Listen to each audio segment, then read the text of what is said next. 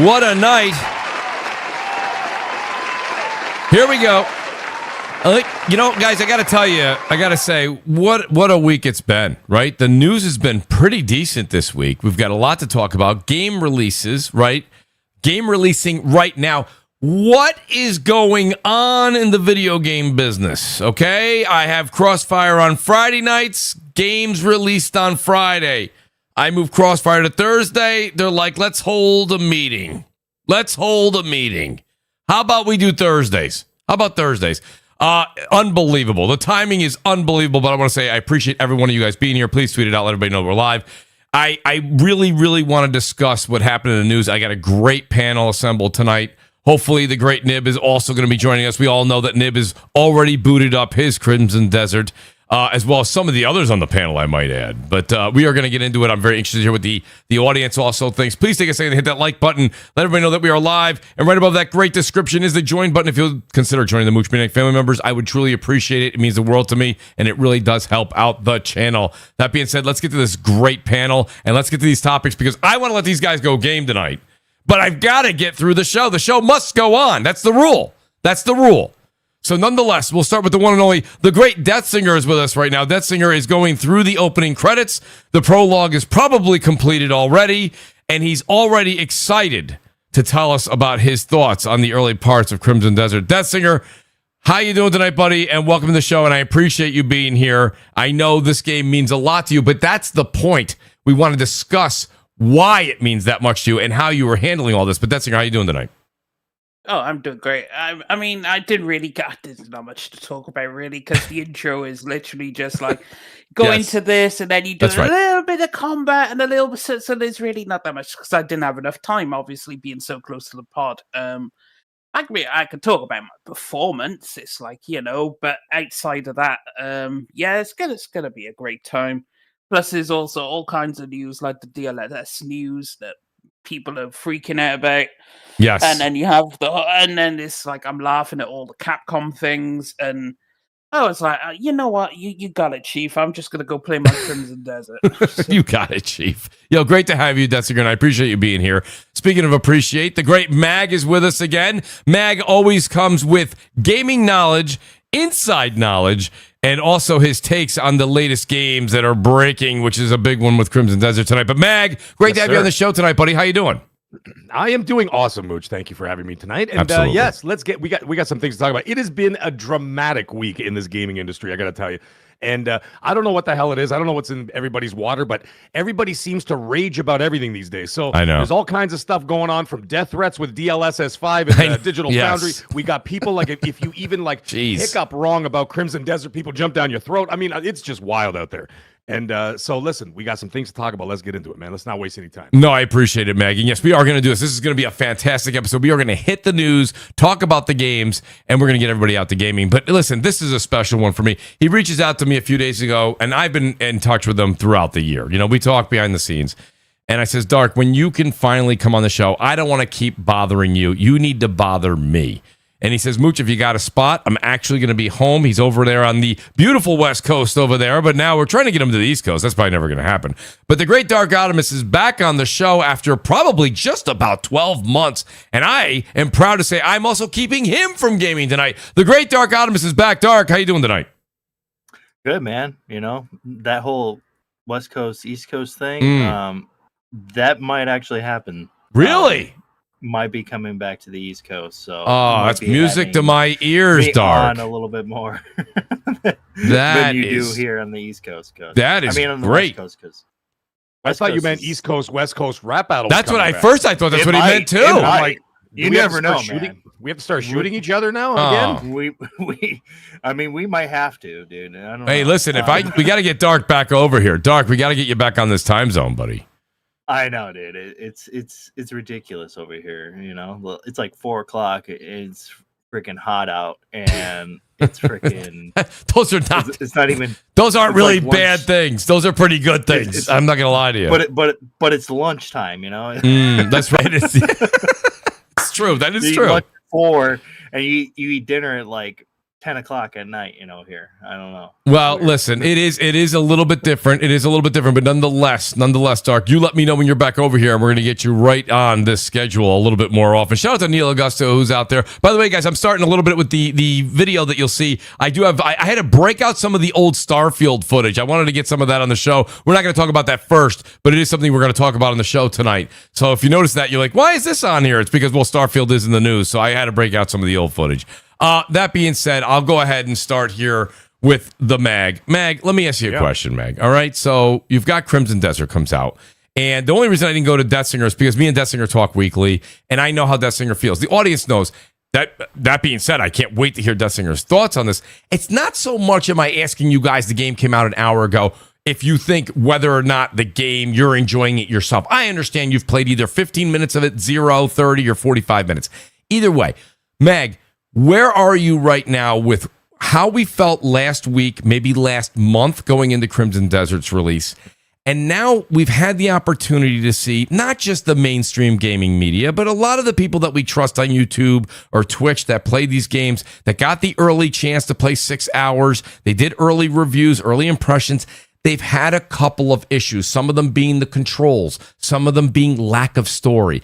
And a lot of people say, hey, I'm willing to put all that behind me for this big open world I can get lost in. But really, depending on the type of gamer, Mag, where are you right now after you've seen the reviews? And I'm not talking about the 78 Metacritic score. We say all the time on this show, and I think you agree, Mag, we don't go just on that score. There's plenty of great games that ranged in the 70s that people enjoyed. So Metacritic you can bring up, but that's not the say all end all. It's more about what we're hearing in these reviews and from gamers that we kind of respect that are out there on YouTube and Twitch. What do you think from about a month ago to where you are this evening? Well, first of all, my stance never changed on the game. I was never one to fully trust it right away, and I've said that a million times on my show and, of course, on the other show with Colt. And we talked about it. I said, listen, man, I've been gaming 47 years. I've been burned a lot in 47 years, okay? Getting hyped up for something, whether it was a movie, a TV show, video games, whatever, and then we get let down. So the thing is, I think people were whipping themselves up in this frenzy about this game. Now, I'm not talking bad about it. I'm just saying people whip themselves up in this unrealistic, what I call the George Lucas effect. He said that back in 97, I think it was, and he says, no matter what I make, it will never match the expectations of the people that are going to go see my movie. This is before he made episode 1. I see. Right? And so, and that's exactly what happens here, and literally history continuously repeats itself. So I always held a reserved sort of stance on this kind of thing. I'm like, listen, man, when it comes out, we'll see what the critics got to say about it. However, I am more interested in what the gamers have to say about it because, I take that more. They're not getting free codes. They're paying full price for it, that kind of thing, right? They're not getting flown out to LA to go play it or whatever, right? You know what I mean? So those are the people I'm actually trusting because they put their hard-earned money into it. That's right. Now, that being said, I watched this game and I said, listen, I think it's going to be an acquired taste for some people. And the thing is, if I looked at all the reviews, I went through them last night on Madcast. I went through what the critics had to say. The game had not come out to the public. And there was a common theme that now I'm starting to see with the actual gamers who have just started to play it. And they're starting to voice some of their opinions online. I told them, I said, guys, hammer my DMs. Pause. You know what I mean? I said, just let me know how this game is. Like, let me know what you guys think about this, right? And I said, let me know what you think. And the common thing that I keep hearing is the same thing. And this goes from the critics down to the players, even though the players have had minimal time. Combat is great. Graphics are great. The open world is fantastic. Then we get into things that are not so great, which we keep hearing about. Some of them are some of the mechanics, the controls, that kind of thing. You know what I mean? Like the technical parts of it. And some hit detection seems to be a little bit of an issue as well. And so I'm looking at that and I'm like, those can be patched. So I'm like, and from that aspect, I'm like, you know what? This won't be that big of a big of a problem because they'll have to listen, right? They're obviously listening right now. We saw that their stock tanked, 29%, 30%? Yeah, about 30%. They're listening. Yeah. 30%. So they're listening. So they're going to have to listen to all this feedback, especially from that first round of reviews.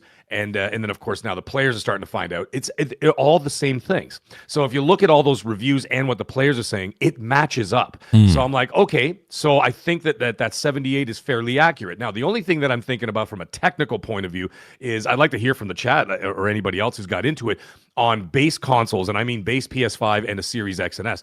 And I'd like to hear what they got to say. Because if they're getting 78s, this is the thing that I'm thinking about. If they're getting 78s on high-powered PCs, I want to know how those technical hiccups or bumps or whatever the hell you want to call them, I want to hear what that's going to be like on a base console, which is significantly less powerful. Great point. Than, like, it's not like Digital Foundry's running around with a 3070 or something. You know what I mean? They got the top of the line equipment. You know what I mean? Same with all the other outlets that are out there, IGN and all that stuff. And when they did that, they're playing on $3,000, $4,000, $5,000 PCs. Yeah, keep going up. You know what I'm saying? And I want to know what a $500 console is playing like, because we have to say that a lot of people, there are tens of millions, if not well over 100+ million people who own those consoles. That's what I'm interested to see. Now, I will be playing it on the Pro, and I will see. I know Reforge has been playing this afternoon, and he's playing right now, actually. Yes. And but he's going to try all the consoles. He's playing it on the base, the Pro. I saw that. The base PS5, the Pro, and then he's going to go off to Xbox and see how it plays. So anyways, yeah, that's the thing. So I think that the bright side of it is going to be that a lot of the complaints that I saw in all the reviews, and I went through every single one of them last night. Well, I didn't read all of them, but I went through all of them. Is the complaints were all the same, and those are something that can be patched out because those were technical issues as opposed to quality. You know what I mean? Like, but the one thing you can't patch out is the story. However, I'm going to pull back a little bit, and this may just be me, and might piss some people off, but when I play big open world games, you can give me a basic story, and I'm okay with that. It doesn't even have to be really that great. When it comes to open worlds, give me the environments, you know what I mean? Like the vistas, being able to walk around, the traversal. I think you're going to get that. Right? And explore and discover things on your own. Like, oh, look, there's a cave over there. And then you walk in the cave, and then a whole new adventure starts or whatever. Mm-hmm. Like, I got platinum on what the hell is it called? Like Avatar, a huge open world game. Star Wars Outlaws, big open world game. What was the other one? Horizon Forbidden West, got the platinum on that as well. And I really didn't care. After about 40, 50 hours, I was skipping the story beats. I'm like, okay, just give me the basic idea. What's going on here? Right. You know what I mean? And then I moved on from there. So I'm okay if the story's not great. Let's also, everybody likes to lick the boots, for example, of Elden Ring, right? Elden Ring's story, maybe it was just me, but it was the most nonsensical, like, it was ridiculous. I had no idea what the hell was going on. I'm like, they bothered George R.R. Martin for this? I'm like, I don't even know what's going on. It was like, to me, it was the hashtag most Googled game on earth, because I didn't know what the hell I was doing half the time. But I was enjoying the open world and the combat. I loved it. I loved Elden Ring. 130 hours into that game. But the story meant nothing to me. So I'm like, you know what? The story, if this the combat has a basic story. The thing is Elden Ring. That's fine. I think a lot of people actually following the lore, and I know a lot of Dark Souls fans who will hear me say this will be like, "That's not true, Mooch." Following the lore in Dark Souls can be challenging for some, right? But the addictive part of Souls is the gameplay. It's the combat. Right. It's the challenge. Combat, That's the lore to it for you me. Have to take the black egg to this lady, and then she takes it and brings it over here, and then she trades you for a brown egg and then the golden egg. And then I'm like, how did you figure this out? It doesn't say anything. The other thing is, I watched some of the other reviews. Some YouTubers were talking about it. Sorry, I'll pass the mic off in a second here. Is that they were talking about how it doesn't hold your hand, which is fine, but they say it actually hurts the experience a little bit. Like, for example, I saw a Dreamcast guy was talking about it, and he put hundreds of hours into it. I don't know where the hell this guy gets the time. Anyway, he played literally hundreds of hours, and he's like, I didn't even know there was fast travel. Doesn't tell you, doesn't anything. Didn't even know he could level up his health of the character or his weapons. They don't tell you any of that stuff. And I'm like, that's the kind of thing that would kind of turn people off a little bit. And they're like, dude, how am I supposed to figure this stuff out? You know what I mean? And so it's like, he had to discover it after like 100 hours. He was able to do this, that, and the other. And you know what I mean? So that's the one thing. So some people in the gaming community love not having their handheld, and some people are like, I don't like having my handheld, but at the same time, I wouldn't mind a little bit more of a tutorial on that, right? You know, give a little something. Give a little something, right? So you know what I mean? Like I've always been an advocate. Once again, as I've said before, I've always been an advocate of when you got an open world and you go to the map and you see like a thing you want to go to, you click on it, and then it gives you a waypoint. Just give me a waypoint. I'm not stupid. Give me but the at waypoint. the same time, it's taking away a little, like, you know what I mean? It's taking away one less stress from me of trying to figure out or have to go back to the map 86 times before I get from point A to B. That's right. Make sure I'm walking in the right direction. That's you know right. what I mean? Yes. So I don't know. Maybe that's just me, but like I said, hand holding is fine. I think to a certain extent, and then not hand holding is also fine. But if it gets to the point where it actually is not good for the experience of the game, then I have a problem with that a little bit. But we're going to find out later tonight. We definitely are. You know We definitely are. Well, shout out to Magnum in the chat. He says Mag needs yellow paint. That's just great. Get out of here, Magnum, you scumbag. Listen, That's he's great. a mod on my channel. I listen. He said that to me last night. I figured he may be in your camp there, Mag. So let me ask this. All right, so let me ask this. So Mag, you did a really good synopsis. Dark, let me ask you. You're coming in here. It's been a while since we got a chance to hang out and talk games, and what a great night to talk about it, because I know you're excited as well for Crimson Desert. What do you think? I mean, the one thing that Mag said was, yes, controls and issues with that's things that can be patched in a short period of time. Yeah. I wouldn't really harp on that. I think the one thing for me that Mag said, and a few people that I really trust out there, these are not the mainstream gaming media. These are people that have larger YouTube channels, but they game every day on there. They play, it's their heart and soul into gaming. And they said the one thing, they loved the game, by the way. By the way, it was they gave a great review. But they said the story. And they were like, the one thing about it was the main character, I didn't have a lot of feelings for that individual as I'm playing through. I was able to go from one side of the map to the other side of the map and not be humbled at all by enemies. I could do whatever I want, wherever I want, however I want. It's almost like Phil wrote this. And, it's one of those things where, yeah, that's fine, but you remember certain games, Dark. I don't know if you played Destiny 1, but I'm using it as an example. A lot of games do this. As you go into a region where you don't belong, Dark, you're humbled so quickly that you're like, oh, I don't belong here. It happened in Elden Ring too, right? You go into a certain area of the map, you're like, oh, okay, this is not where I should be. But this game doesn't, I don't believe it has any type of, you must turn around. You can go wherever you want and do what you want. When you have a game like that and their story doesn't engulf you and it's a 200 plus hour type of experience, where are you on that? That's where I saw a lot of the grades diminish a bit in this. It really wasn't just the controls, it was more the story. Does that take effect for you, or are you one of those, I'll create my own adventure like it's a Hardy Boys book? You know what I mean? You like that? Thank you. I like that one. That was a good one. Man, to be honest, I think a lot of people are really looking at this game as like it being an RPG like Elden Ring, and instead of looking at it as being the GTA of high fantasy. Okay. You know what I'm saying? Yeah. Like this, because from what I've been hearing, this is like basically high fantasy fans GTA, basically. Okay. So that's fair. I'm all for it. Like I don't need it to be an RPG like people are, trying to make it out to be. And if you look at like Mag was saying about the story, I'm not. I mean, you know me. I'm a huge story guy. I love story. I love games that have story in them. But at the same time, I'm also one of those guys that's like, I'll play Elden Ring, or I'll play, something that doesn't really have a story, or there is a story, but you don't. there's really Planet of Lana. I was playing that the other day, and it's a made up language. There's you kind of know the story just by kind of going through the little cutscenes.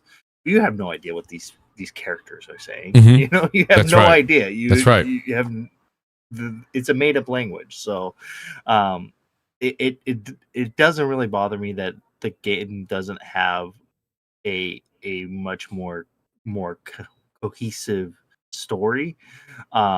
I did hear about the technical issues, which is understandable. This is a big game. This is like, it's huge. Like, I mean, I don't know if anybody's seen the map, but the map is freaking. The numbers, just to put things in perspective, Dark. They said that I can't remember if it was IGN or somebody said this on X. They said on the horseback, if you were to just get on horseback and go from one side of the map to the other, it's 2.5 hours, 2 hours and 15 minutes to get from one side of the map to the other on the horse. So that's an extravagant size, to be honest with you. That's unbelievable, right? Absolutely. That's unbelievable. But sometimes less is more. I don't necessarily need to have that much of a vast world to where you're like, if I look out a mile and a half into the field of view, I see something I have to do, and I have to travel out into, 20 minutes. Yes, you're going to have encounters, probably some fights out into the woods out there, but it's just, it can be taxing. And I think that when you have a game like this where the story's maybe not the emphasis, but the adventure is, and you're just traveling all over and you're experiencing things as you go, it's almost like it's a what do they call it? A Dungeons and Dragons type of adventure. You know what I mean? Yeah, it's almost kind of like Dragon's Dogma too. Yes, yes, but I think this is larger in scale. It's larger in scale, and the fast travel. It sounds like it's similar, where you actually build like a fast travel system kind of thing. There's like a point in the game where you actually build something in a town to have fast travel there. Yeah. So I'm like, I'm all for it though, but that's only because like when I heard it's high fantasy, I heard it's like it's basically high fantasy GTA. I heard that it's it's kind of like Dragon's Dogma. Yeah. I'm all for it. I'm invested in it, because right. That's just right up my alley. So you don't and I think the whole 78 Metacritic thing, I was just kind of like, oh, okay, I mean, well, what have we learned from these reviewers? They can't play Cuphead, right?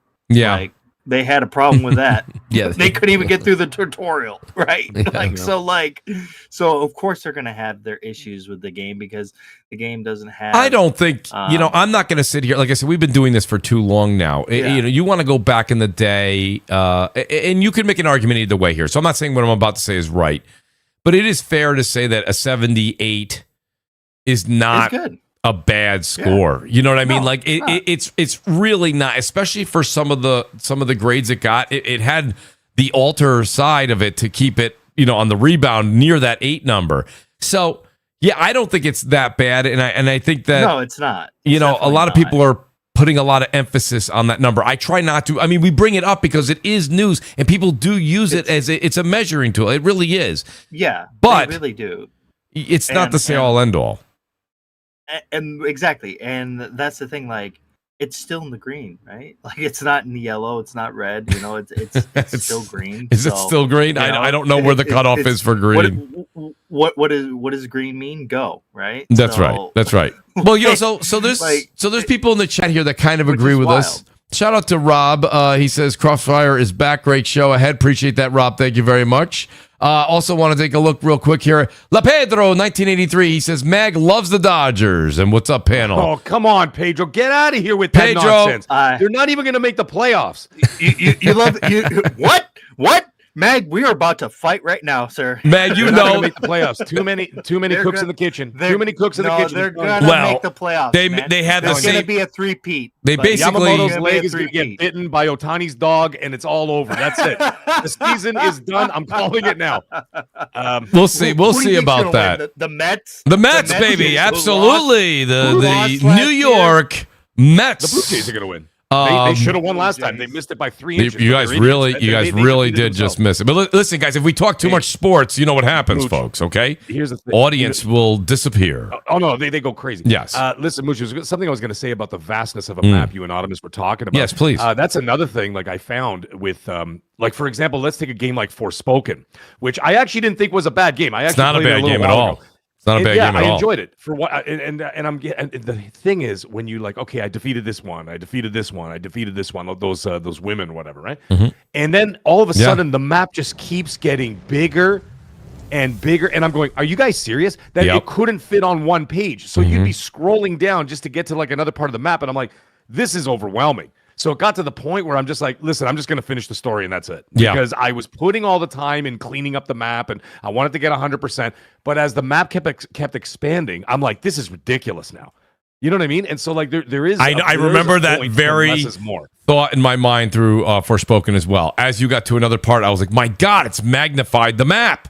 It continues to grow. Yes, yes. The thing is, the less is more. I understand some of that. You know, you can make a smaller map. It doesn't have to be as big as like whatever, but you can make it more dense. You know what I mean? Like you can make it more dense with more things to discover and whatever else. And people will find that it's something that, you know, it's like a bite-sized piece that you can chew on, as opposed to, Jesus Christ, I'm scrolling up and the map doesn't end. That gets a little ridiculous. Not everybody's into that. And you know, the thing is, you look at the scores, like you said, I know we don't have to go by scores. We don't always have. One of my top 5 games of last generation was Days Gone. And that was a 70-something, right? It wasn't around the same? I think it was lower. I think it was 72. Okay. Oh, Jesus. Okay. So it's even lower. I think so. I love that game. And now I'm about to play when the PSSR 2 thing comes out for it. I'm going to be playing the remaster with the. Oh, God bless you. That's another one where as the game went on, listen, I love Zombie Apocalypse. You guys know that. I don't have to tell you. Yeah. I got the platinum. That game I would probably not go back to, only because of that last 25% of the game. I'm not going to say a spoiler here, but you meet up with somebody very important in the game. And after you get done, when you would think that would have been the end or near the end, maybe there's one more mission. Oh, no. Then another 20 it opens up and there's another 20 hours. You're like, come on. No way. No way. You know what the thing is, Mooch?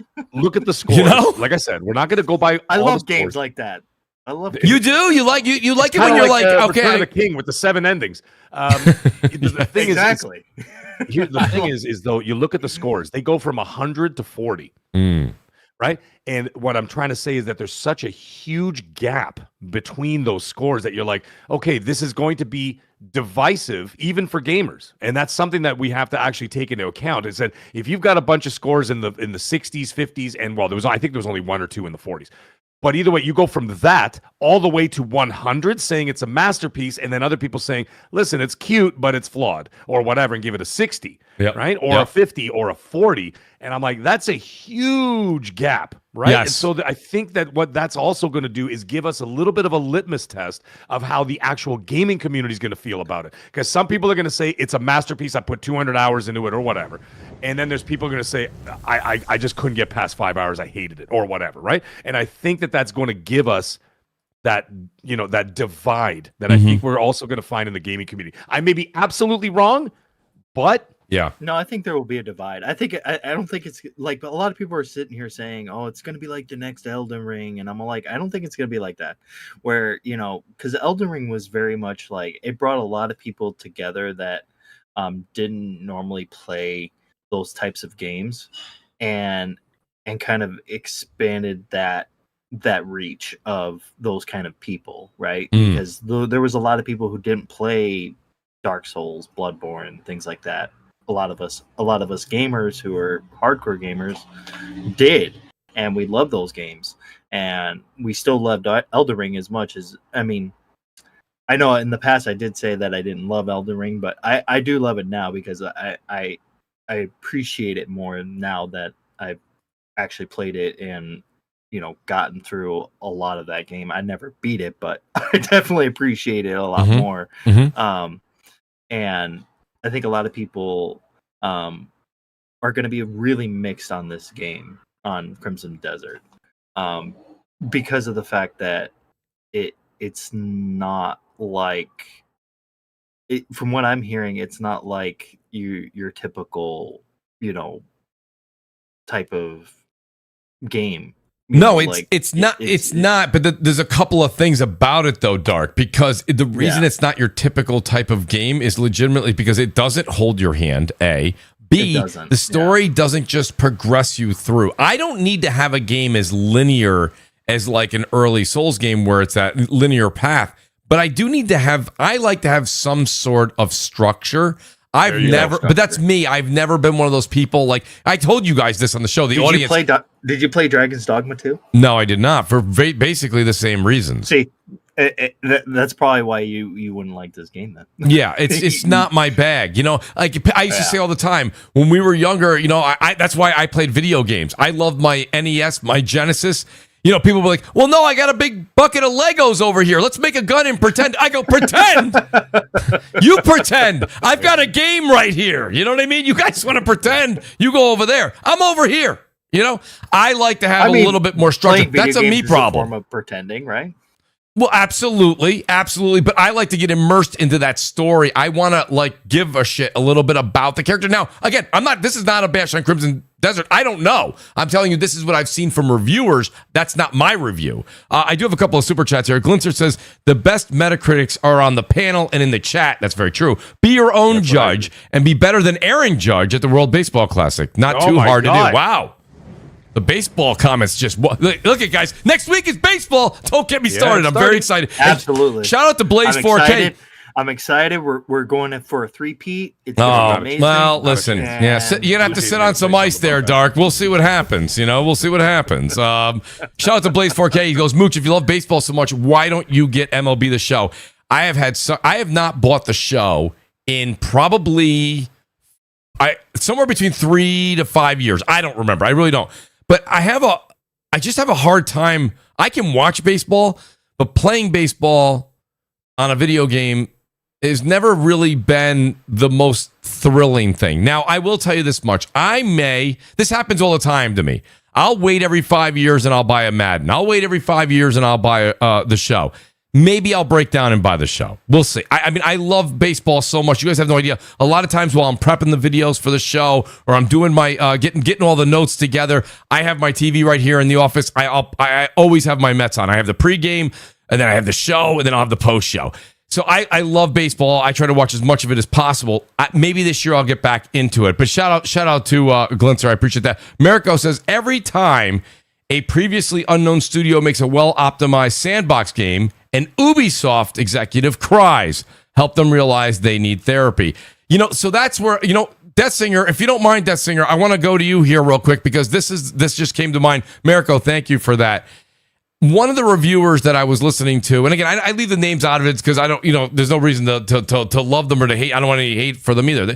They said something that was interesting, Death Singer, as Death Singer has to pause this game, is that he says that the problem I have with Crimson Desert is it takes Assassin's Creed and it takes this game and it takes that game. Oh, Breath of the Wild, Tears of the Kingdom. And he said something along the lines of, and I'm paraphrasing, it takes a lot of those, but doesn't do it better than those. And he goes, that's the biggest problem I had with this game. So, Death Singer, when you hear something like that, is that something that alters your opinion, Death Singer, when you hear because Assassin's Creed, big open world, lot of quests. As you go out, there's things to find in adventure. I know you're not I don't think you're a huge Zelda fan, Death Singer, but you can correct me. I have no problem being wrong. But I mean, Tears of the Kingdom, he's like, these were the inspirations for this game, Crimson Desert, and it didn't do better than any of those. That's where his deductions came in his scores. What do you think when you hear something like that, Death Singer? And also, what is your overall thoughts from a month ago to where we are today? Well, first, on that, it's whatever. That's just your opinion, right? Of course, of course. It takes a lot of things from everything, but throws it together. But I really don't give a shit about that. It's like what's the product I'm playing? So I'm going to start off with my performance, right? Yes, because I'm playing on PC, obviously. Yes, and well optimized. I mean, I'm 1440p cinematic settings, which is the maximum you can get with DLSS on quality. Okay. And I'm getting 120, so I'm perfectly happy with that. I'm running it maxed out. So that's cool. I'm completely okay with that. Feels really good. The control situation, because I was playing around with the controls initially when I loaded in. And I was like, I'm not seeing this control issue, but I'm used to loose controls, not really tight controls. So that's fine. It's playable. I can work with that. And then I was looking at the game. It's big, vast, open world. This is the kind of stuff I love. This is why I love something I liken it to more like a Skyrim or a Fallout 4, right? The story is mid. It's, the story's whatever. Skyrim's story is... no one really cares. But what you care about is everything you could do in the world, right? All the shit you could find, all the quests, it's how can I interact with the world rather than the main overarching story? Because what I find is in big open world games, sure, there's a story like Baldur's Gate 3. There's a main quest, get the bug out your head. Right. Cool. But I'm too busy over here trying to save this village from goblins. Okay. I appreciate the main quest is there, but at the moment, I really don't give a shit. Okay, I want to go over here and do this, right? So I love that exploration of it, where there's the overarching story and the character it seems generic as fuck, but I could deal with that. I've seen generic characters. Not every main character has been amazing. It's not like everyone could be a Geralt or something, So I'm like, okay, cool. I could deal with this. But from so far, like the little bit of combat, just the intro opening, I mean, it looks like it's going to be a fun time. And my opinion I was like, oh, gun-ho, game of the year, But the reviewer I trust, which is Fextra Life, now I go to them because they are heavy gamers and they specialize in just reviewing action adventure games and RPGs. Okay. Right?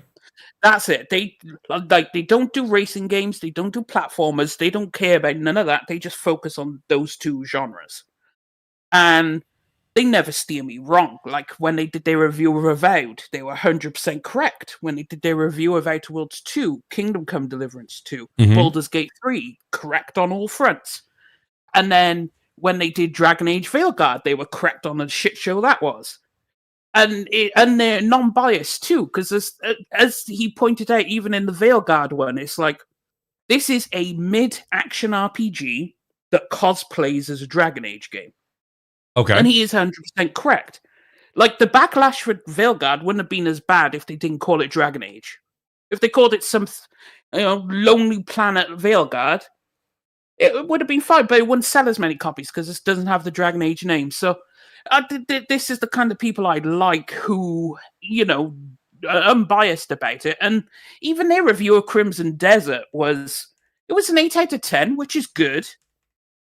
But what stuck out to me more was, like, it could have been a 9 or a 10 with better controls, less clutter.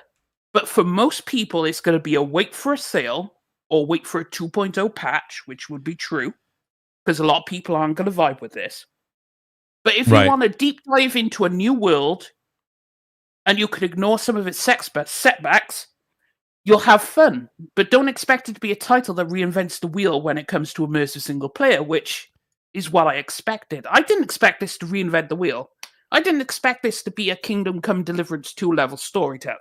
Well, you did. No and way. Listen, by the way, Desert, I'm not holding you to it because it's not fair to hold you to it because it was kind of how it was kind of how it was announced and how the community kind of rolled with it. But you were at times being like, I'm ready for Game of the Generation.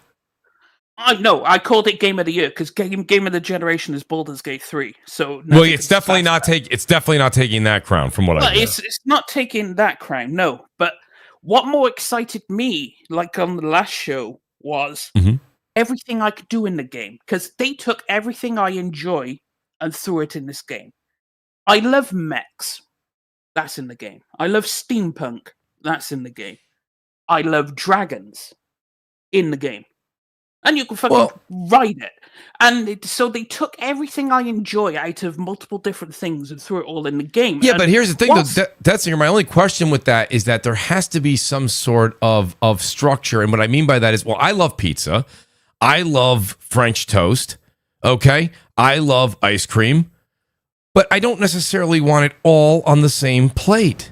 That's the thing. It's spread out throughout the world, and sometimes structure's limiting.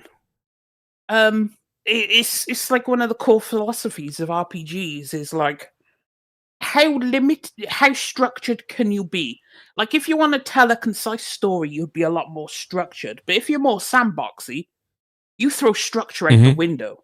Because the player is gonna, as soon as they, like in Skyrim, as soon as you're done doing the intro, your ass could go fucking anywhere. Like, you could just run left. And so it's like, you can't account for that. So you just give them a sandbox and let the people figure it out. And just provide enough things to do in the world to keep it interesting, to keep a good gameplay loop.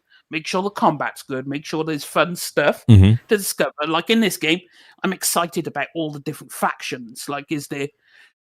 shit going on over there. Right. Do they have some fun stuff going on? Are some of them dickheads? Are some of them nice? This is shit I want to find out. I'm curious, Detzinger, the one thing I'm going to ask you now, but I don't want the answer now because you don't have the answer now. I'm going to ask you next week, is that in depth, when you said, when I find those people and I find this and I find that, I'm curious how you'll relate it to, or pardon me, how you'll grade it against like a Baldur's Gate 3, where when you ran into a certain individual, that story that was immersive and kind of took you into that direction, or really, really lured you into that other character. I can already tell you now, it's not topping that. It may not top it. I'm not asking it to top that, but I wonder if it'll run close to the sun with it. No, it won't. Crimson Desert is gonna be a good game, and it's gonna be a fun time, but it's not gonna be that level of game. It's gonna be more like my time with Fallout 4 and Skyrim. I have so many hours in those games because they actually have a fun world to explore. There's a good feedback and gameplay loop. I think you would put Skyrim higher than Fallout 4. Well, either way, it's like, their stories are not spectacular. Their stories are about as generic as you can get. But what made me keep coming back was just all the shit I could do. And I like a concise story, like a Kingdom Come. So do you think Kingdom Come Deliverance 2 will outdo Crimson Desert? In your opinion, and you can change your mind, by the way, because you've only played 45 minutes. I will change my mind, but I think Kingdom Come Deliverance 2 will be above it because Warhorse really did a fantastic job. Plus, I wouldn't really put them in the same ballpark as a kind of game, because that's a very simulation-heavy RPG, whereas this is the big open-world sandbox. So I don't think I'd really compare them, but it would probably be below Kingdom Come. But that's because Kingdom Come is such a fantastic product, right? When you're given a really fucking good product, you compare something to it, and it'll probably fall short of it. It doesn't mean it's not a bad game, but it's like, in this game, I'm going into Crimson Desert with, just let me go this direction and see what I find, right? Right. That's the way I'm approaching Crimson Desert. In Kingdom Come, I didn't approach it like that. I approached it like, this narrative, this character, let's get into the story. I'm hooked. It's not like I'm just going to instantly... Kingdom Come Deliverance 2? It's not like I'm just going to instantly veer left, because Kingdom Come really isn't that kind of game. Whereas this is... Now, Baldur's Gate 3 is the combination of the two, where you could go left, but it's got really good story and writing, right? Yes. So it's got the best of both worlds. So if you combine Kingdom Come Deliverance 2 and Crimson Desert together, you got Baldur's Gate 3, in my opinion. So that's why Baldur's Gate 3 is at such a level, because it does both things really fucking well. Whereas Kingdom Come does story really fucking well. And then this will do open sandbox very well, but lackluster story. So that's the way I'm approaching it, and I'm going to have a good time. The story ain't going to reinvent the wheel. I'm already expecting it. The story is going to be, it is what it is. But I get to ride a motherfucking dragon. This is true. Exactly. Who gives a shit? There's another thing that we have to talk about, is that this game was actually started as an MMORPG, not a single player experience. Is true. Yeah. And I think that a lot of the story suffers as a result of that, because I think that an MMORPG is basically you create your own story, so to speak, right? And then it became an experience where they changed it to a first person, where you look something like Kingdom Come Deliverance or even Baldur's Gate 3, those were story heavy, and their stories are much better because they were designed to be a single player story experience, as opposed to this, which was designed to be an online multiplayer game first, and then they changed it during the development cycle. Yeah. So that does why that changes a lot of things when you say it like that. That actually holds water.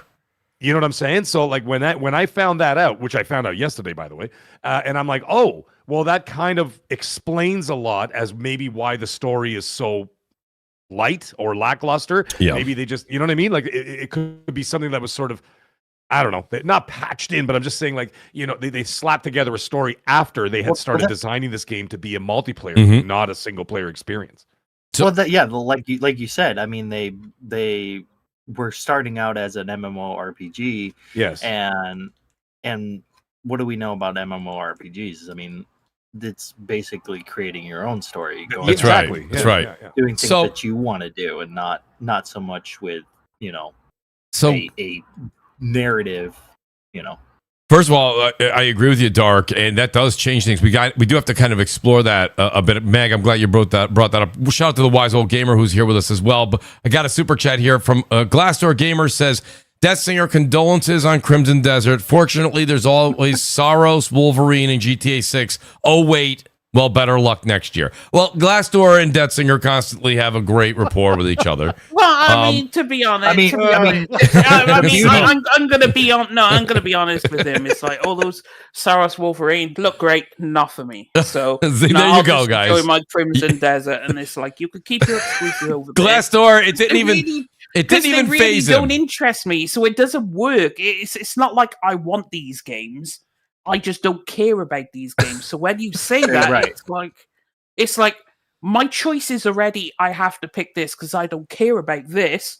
So it never works. So stop with that because it's not like I'm anticipating Wolverine all of a sudden. Or some shit. Yeah, I love it when, and it's not like he was anticipating for Crimson Desert in the first place. Right. Well, great Like, question. dude, come on. Great point by Glassdoor and great answer by the great Death Singer, everybody. Anonymous Boss, thank you for that gifted membership. You gave it to and a perfect person got it. Shout out to Crow. Crow, appreciate you being here, buddy. I know it's a game night release, but it is great having you guys here. Please do hit that like button, guys. Bringer Light, he says, I think Crimson Desert is a buy, but probably after some updates and quality of life improvements. Plus, a lot of established sites gave good scores. I mean, that's true, right? Side note, I mean, you guys can play in first person in this game. Did you guys know that? What is it? You can play in first person if you wish. I did not know that. I did not. I thought that was a third person only. In front of me on one of my monitors, I'm looking at it, and you could change the field of view from your typical like sort of third person action RPG, whatever. Then you can zoom in and you get a little bit more of that Sony first party / Resident Evil kind of vibe. And then you click the pad again and it goes to first person. Wow. Okay. So will you guys? I did not know that. Will you guys elect? Will you guys elect to play in first person? I mean, just third person all the way. This game. I'm just walking around a little village, just taking a peek right now, just like walking around. It looks pretty cool in first person. Oh, I'll go third person. Yeah, I think this is got. I just said it was I just thought it was cool. I had no idea it was. You don't care if it's cool, Mag. Damn it! No, I'm just kidding. Who is that? My only complaint about this game thus far is why do they make the game sound like the name of a tampon? Whenever I hear Crimson Desert, I think tampon or a maxi pad or some shit. Welcome, like that, Wise, to the show. I used to not be able to participate with my family during those times of the month, but now thanks to Crimson Desert, I can ride horses and go swimming. Yeah. So. That's really good. Wise, what a great entrance. How you doing, buddy? What a great entrance. Shout out to Wise. Wise, what do you... I noticed this in the chat. 1 second. Shout out to Compass Smurf. One reviewer complained it was too hard but couldn't figure out blacksmith's upgraded gear. See, now you don't need a tooltip to tell you that. Use your fucking brain. If I want to make a sword, where am I going to go in a fantasy world? I'm going to go to the fucking blacksmith, of course. Exactly. I'm not going to go to the fucking farm to find a sword. Like, what are we doing? What are we doing? Common sense, people. You're supposed to go in a cave and an old man that's kind of perverted will give you a sword for free. He said if you can master it, then you can use it. There you go. I mean, that's a fun side quest, but if I want to upgrade a sword, I go to a blacksmith. Yeah. If I need leather, if I need leather armor, I'll go to a tanner. Why? Because he tans the leather. I even heard with this game you can come on, man. have your own bank account. Oh yeah, you can. Ooh, I went kiddie last night. I was watching Luke Stevenson's review. So you can have a bank. You could trade your money for gold and silver. Plus, there are 401ks that you can invest in. Wild. No, I kid you the fuck not. Wild. There are 401ks you can invest in, and you will get an ROI on your investment. That is hilarious. I actually did read something I saw about that on Luke Stevens. I lost my shit. I'm like, okay, that's it. Yo, Wise is like, that's what I teach every day. No, I mean, yeah, exactly. You know where I'm going. Once this damn thing goes up, I'm beeline to the bank. Wise, listen, honestly, I asked Death Singer this question, but Wise, this really was a little bit maybe more intended for you because you've been on the show in the past few months and you've mentioned the games that you love. So a reviewer that I think that all of us know, he says basically, he goes, it's Tears of the Kingdom, it's Breath of the Wild, it's Assassin's Creed, but it doesn't do any of those. It doesn't do anything better than any of those. So, ever seen that movie Multiplicity? Absolutely, with Michael Keaton. Yeah. Yeah, remember that fourth replicant? And what did he say? Well, when you make a copy of a copy, it doesn't come out that great, right? That's right. That's right. Same situation here, okay? Tears of the Kingdom was a copy of Breath of the Wild, and emphatically, it was the worst of the two. This one was supposed to be a little bit better, but I don't know what they were doing, but maybe, I don't know. It's not going to be as good as Breath of the Wild. It's not going to be as good as the original Assassin's Creed, but I think they're trying to hodgepodge things together, and from what I can tell, from what I'm getting from the early reviewers and from what I've seen of this game, because I've not had it even in 1 minute. I'm still downloading the patch, and it seems like what Tears of the Kingdom should have been, as opposed to what Tears of the Kingdom was. Okay, so that's what I'm hoping for. I'm not okay. I know this was an MMO. And I am addicted to MMOs. I was very addicted to World of Warcraft. And shout out to Cerebral Paul. He tries to lure me back in. I'm like, son of a bitch, if you bring me back to that goddamn game, I swear to you, God, you and me are going to go have the fisticuffs. You know, I can't go and play that game. My OCD wreaks havoc on me. You know, I will push that wheelchair guy down the stairs if he puts me back on that game. Cerebral Paul's a scumbag. Don't listen to him. No, leave Paul out of this. Paul's great. Paul's good. Paul's good. Paul's Shout out to Paul. No, I know. Of course. But I told him, Paul, you keep telling me about this goddamn game. I swear to you, God, there's going to be a flight of stairs, and your ass's name is going to be on it. This is one of those things. All right. So Dark. This is a rarity. You guys know this in the audience that I've had people on the panel on Night's Games release or the weekend of, and it's usually split. There's a few people buy it, a few people don't. So Dark is playing it. Death Singer's playing it. I believe Nib is playing it. Shame on Nib for not being here. Nib, you have 250 hours in that game. You can give us one. Shout out to Mag. Mag will be playing it. Wise is playing tonight. Yeah, I'm the only one not playing this game, and it's funny because the thing about it that I would say it's not. There's nothing to do with the score. It's just the fact that the story, like they're saying, there's no story. I'm not one of those people that would want to just sit. But you know, okay, is that Mooch, all? Yeah, I know that. Dark. I was going to say I'm getting FOMO on the show. But yeah, you're right. You're right. But Mooch, can I generalize something? Can I generalize something about you? Please. Okay. I don't think this is your cup of tea anyway. I said that earlier, Wise. Yeah. I think you want to play these open world games that have a strong tethered story, but you're not going to play anything that's like MMO light, because I don't take you as a WoW player or any of those types of games, Final Fantasy 14, etc. Right? No. So I don't think, even if this game came out to be the next thing since sliced bread for that type of genre, you would be interested. Wise, you just went through Dragon Age. That was a game that I truly enjoyed, and I'm talking about the original. You know, I mean, those are the types of games that I loved when I was younger. Right now, and we say this all the time, and I think the audience appreciates this talk, right? Like, a lot of people say you really shouldn't use instances of time, but like when you have games like myself right now, and we're not going to go down that rabbit hole again. I'm really enjoying Marathon, and I've almost got the platinum in RE9. Like, I'm on my third playthrough. Like, I think you gotta. Some people say you can do it in 2. God bless you. I gotta play at least 3 times through to get this platinum, which is fine. It's a treat for me. It's one of my. I'm enjoying it thoroughly. But you're right. At the end of the day, when I get home, Wise, to be like, hey, you know what I'm gonna do when I get home? I'm just gonna, I'm gonna wander around, see what I run into. Like, I don't like. That's not necessarily one of the things that I'm craving to do.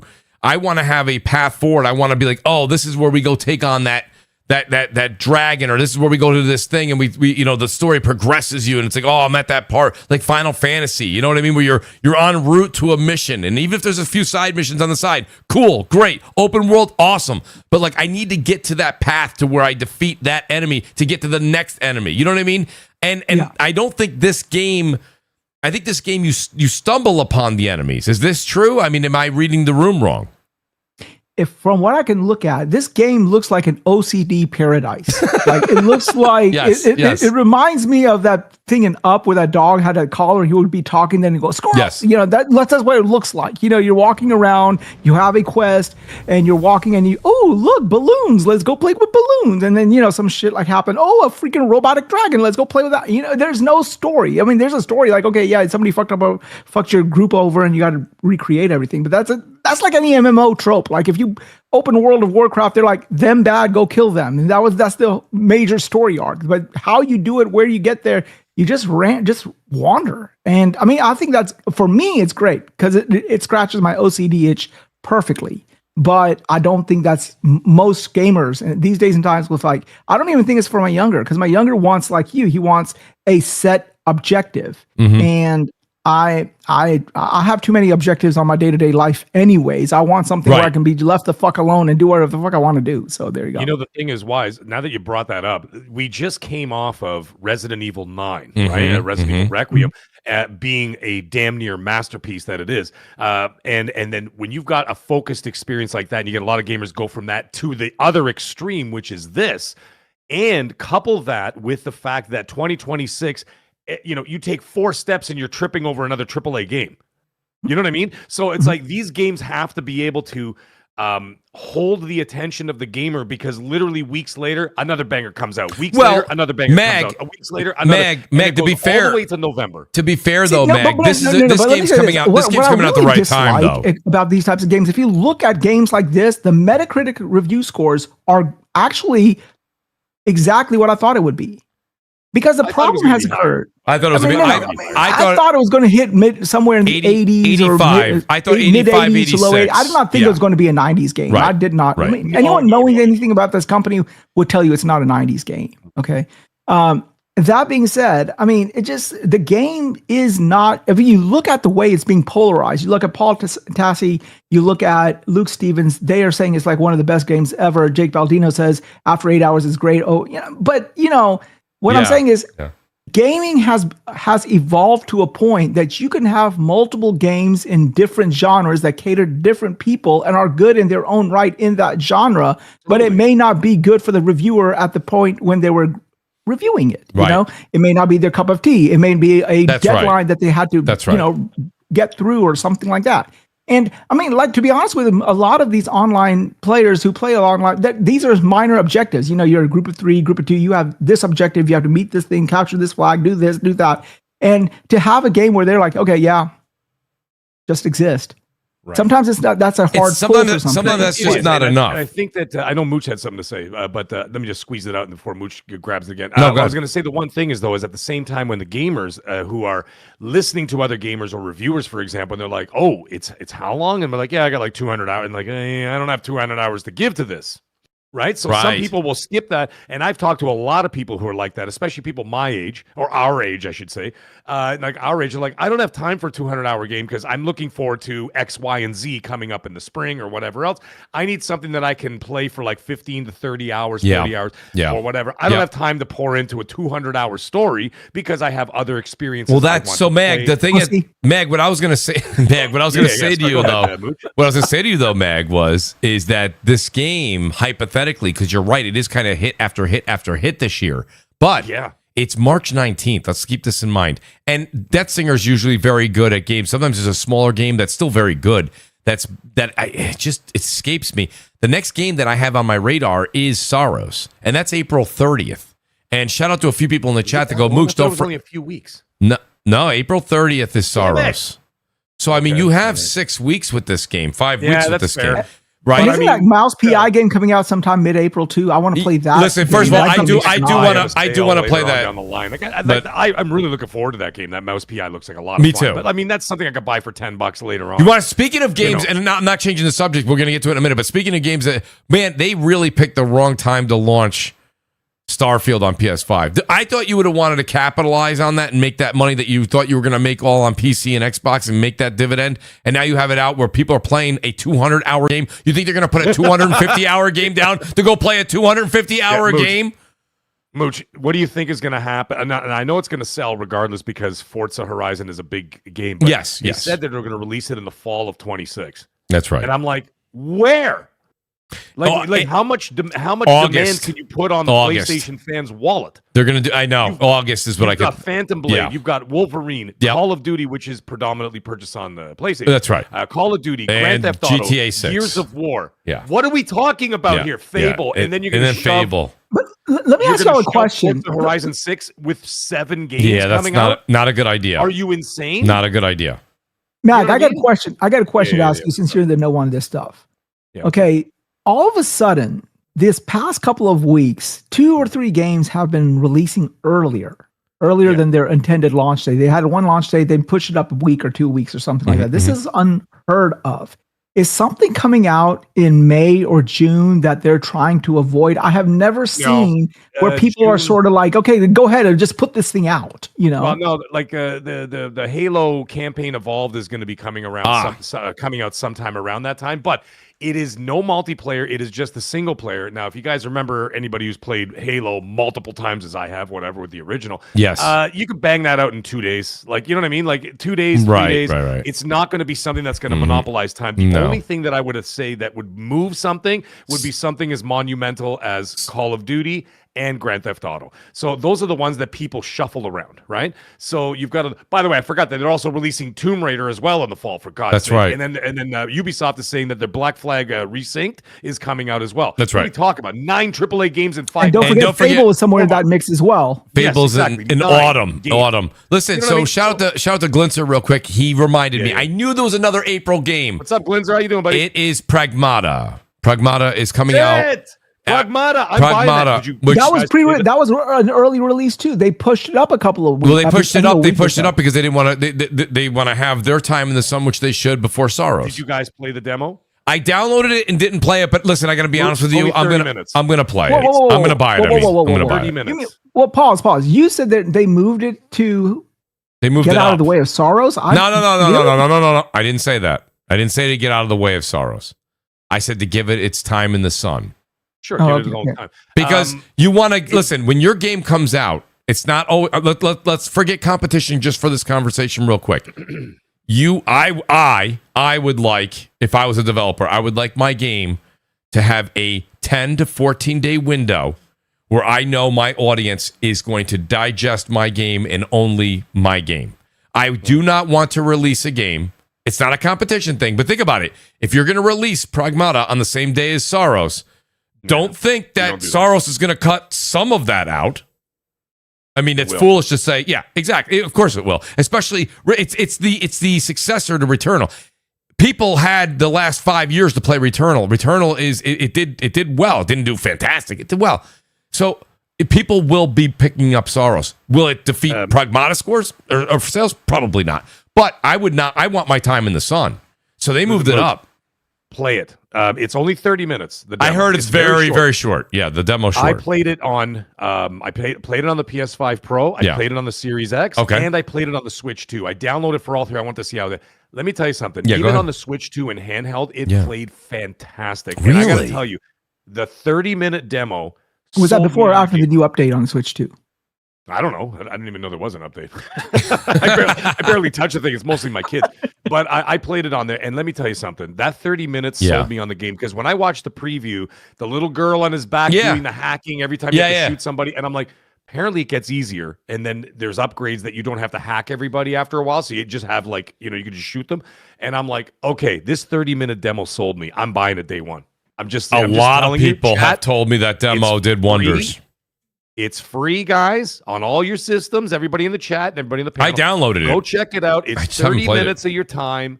Give it a shot. And it's Capcom. I mean, come on. Yeah, Capcom's is the main on fire character's right name now. Mr. Bubbles, like it was in BioShock? That would be nice. It does remind me very much of BioShock with the little sisters. That's fantastic. Outstanding. Shout out to so Glinter, he says if today was the 17th, Mag would be 3 pints in. Dude, I was way more than 3 pints, Glinzer. You know that. If you were at Magcast last night, you heard my Mag, are you half Irish? Well, no, my wife is Irish. Okay, well that counts in the family. Italian. No, yeah, that's what I thought you were Italian. I was going to say I was going to say unless. Let me tell you something. When you're 51 years old and you get back to your cousin's condo in the downtown of Toronto, and they're like, "You guys want to have one more drink before bed?" And then they said, "Well, now that it's 5:05 a.m., probably not." Yeah. Oh, by the way, your wife told me to tell you this. That green ring around your penis, that's not a St. Patrick's Day sticker. That's gangrene. Oh. Looks like I got Dr. Wise, everybody. Myself. That's Dr. Wise. Great to have Wise here with us. Anonymous Boss says, hit that like button for Mooch. Hit it for all of us, please. Shout out to Boss. I appreciate that. That 60 cents that you get off of this podcast? Yes. Mooch, yes. You're not going to get it tonight. No, probably not. Probably not. Not tonight. Come and buy Mooch the game, for God's sake. We got to see him suffer live. We got to see him suffer. Yeah. Mooch, do you want me to get you the game? No. Please. Wise, you're too kind. But listen, I got Mariko here. He says, one of the things I noticed about the reviews is that they all joined a Discord to actively communicate with Pearl Abyss. It's clear to me they care. Mirko, that's a big deal. I've heard now from numerous people that were even critical of the game that the developers really do have their ear to the ground. They're listening. That's a big deal. So I do agree with you on that one. Glassdoor says Deathsinger must have spent hours on RuneScape. I don't know what the hell. Man, how long has it been since RuneScape? Is that like Deathsinger, you don't even have to rebuttal. Don't worry about it. Shout out to the great Deathsinger, everybody. Now Matua, I have not seen Matua in a long time. He is a diehard Xbox guy. At least he brought some comedy relief. He says PlayStation PC app coming to Windows on the next gen Xbox console, Project Helix. It's all gone quiet in Ponyland. Well, listen, Matua, as we used to discuss back in, you're listening a little too much to Team Green on that one. I don't know if that's just, it seems like it was a copy paste with like 4 or 5 people and it kind of went wild today, but I don't think there was any credibility to it. But we'll see. Shout out to Matua. Glassdoor Gamer says, I no longer play a game for X amount of hours based on online feedback before it gets good. I learned my lesson when people said that with Starfield. Shout out to Glassdoor. He came back with that one. Yeah, I guess, that's one of the things. I guess Mag, Wise, Dark, and Deathsinger, I guess I'll say that. I mean, Starfield was one of those games where it was like, Mooch, don't worry about it, man. Just go out there and explore and be you and visit a new planet and find things. And I'm like, I did that for a while, and then I was like, everyone's like, yeah, I think I played over 20 hours of Starfield. And I was like, and I'm like, over 100 hours in that game, and I didn't even finish it, but I still like it. I still enjoy it. I disliked it greatly by myself, but I didn't care for it too everybody much. has their opinion. No, everybody, it's fine. The thing that pulled me out of Starfield was more about the quality of life stuff and the horrendous NPC graphics that really took me out of it. But the thing is, it was like the loading screens, the loading, and I'm just like, this is fucking ridiculous. Excuse me. Do you think they fixed that? After 6 hours, I'm like, I'm out. I can't do this. Mag, do you think they fixed it? Well, we're going to find out, aren't we? Yeah, April 7th. I have the premium edition for the Series X.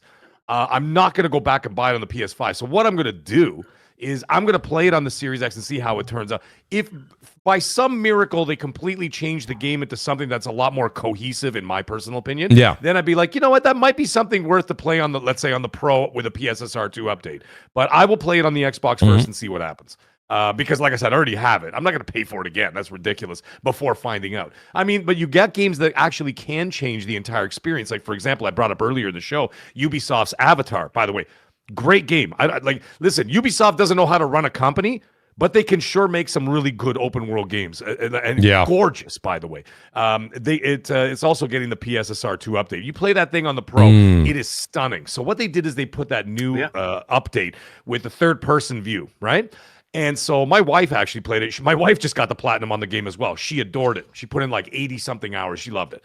So the thing is, you go back and you play in the third-person view. It's a whole new game. It's a whole new game. It's new perspective, new feel, new vibe about it. And you're like, this is incredible. Wait, which game was this again? Is this the Avatar? Frontiers of Pandora. Yes, I heard about this, yes. So, I mean, you could buy it for cheap on PlayStation. On the Pro, it is chef's kiss.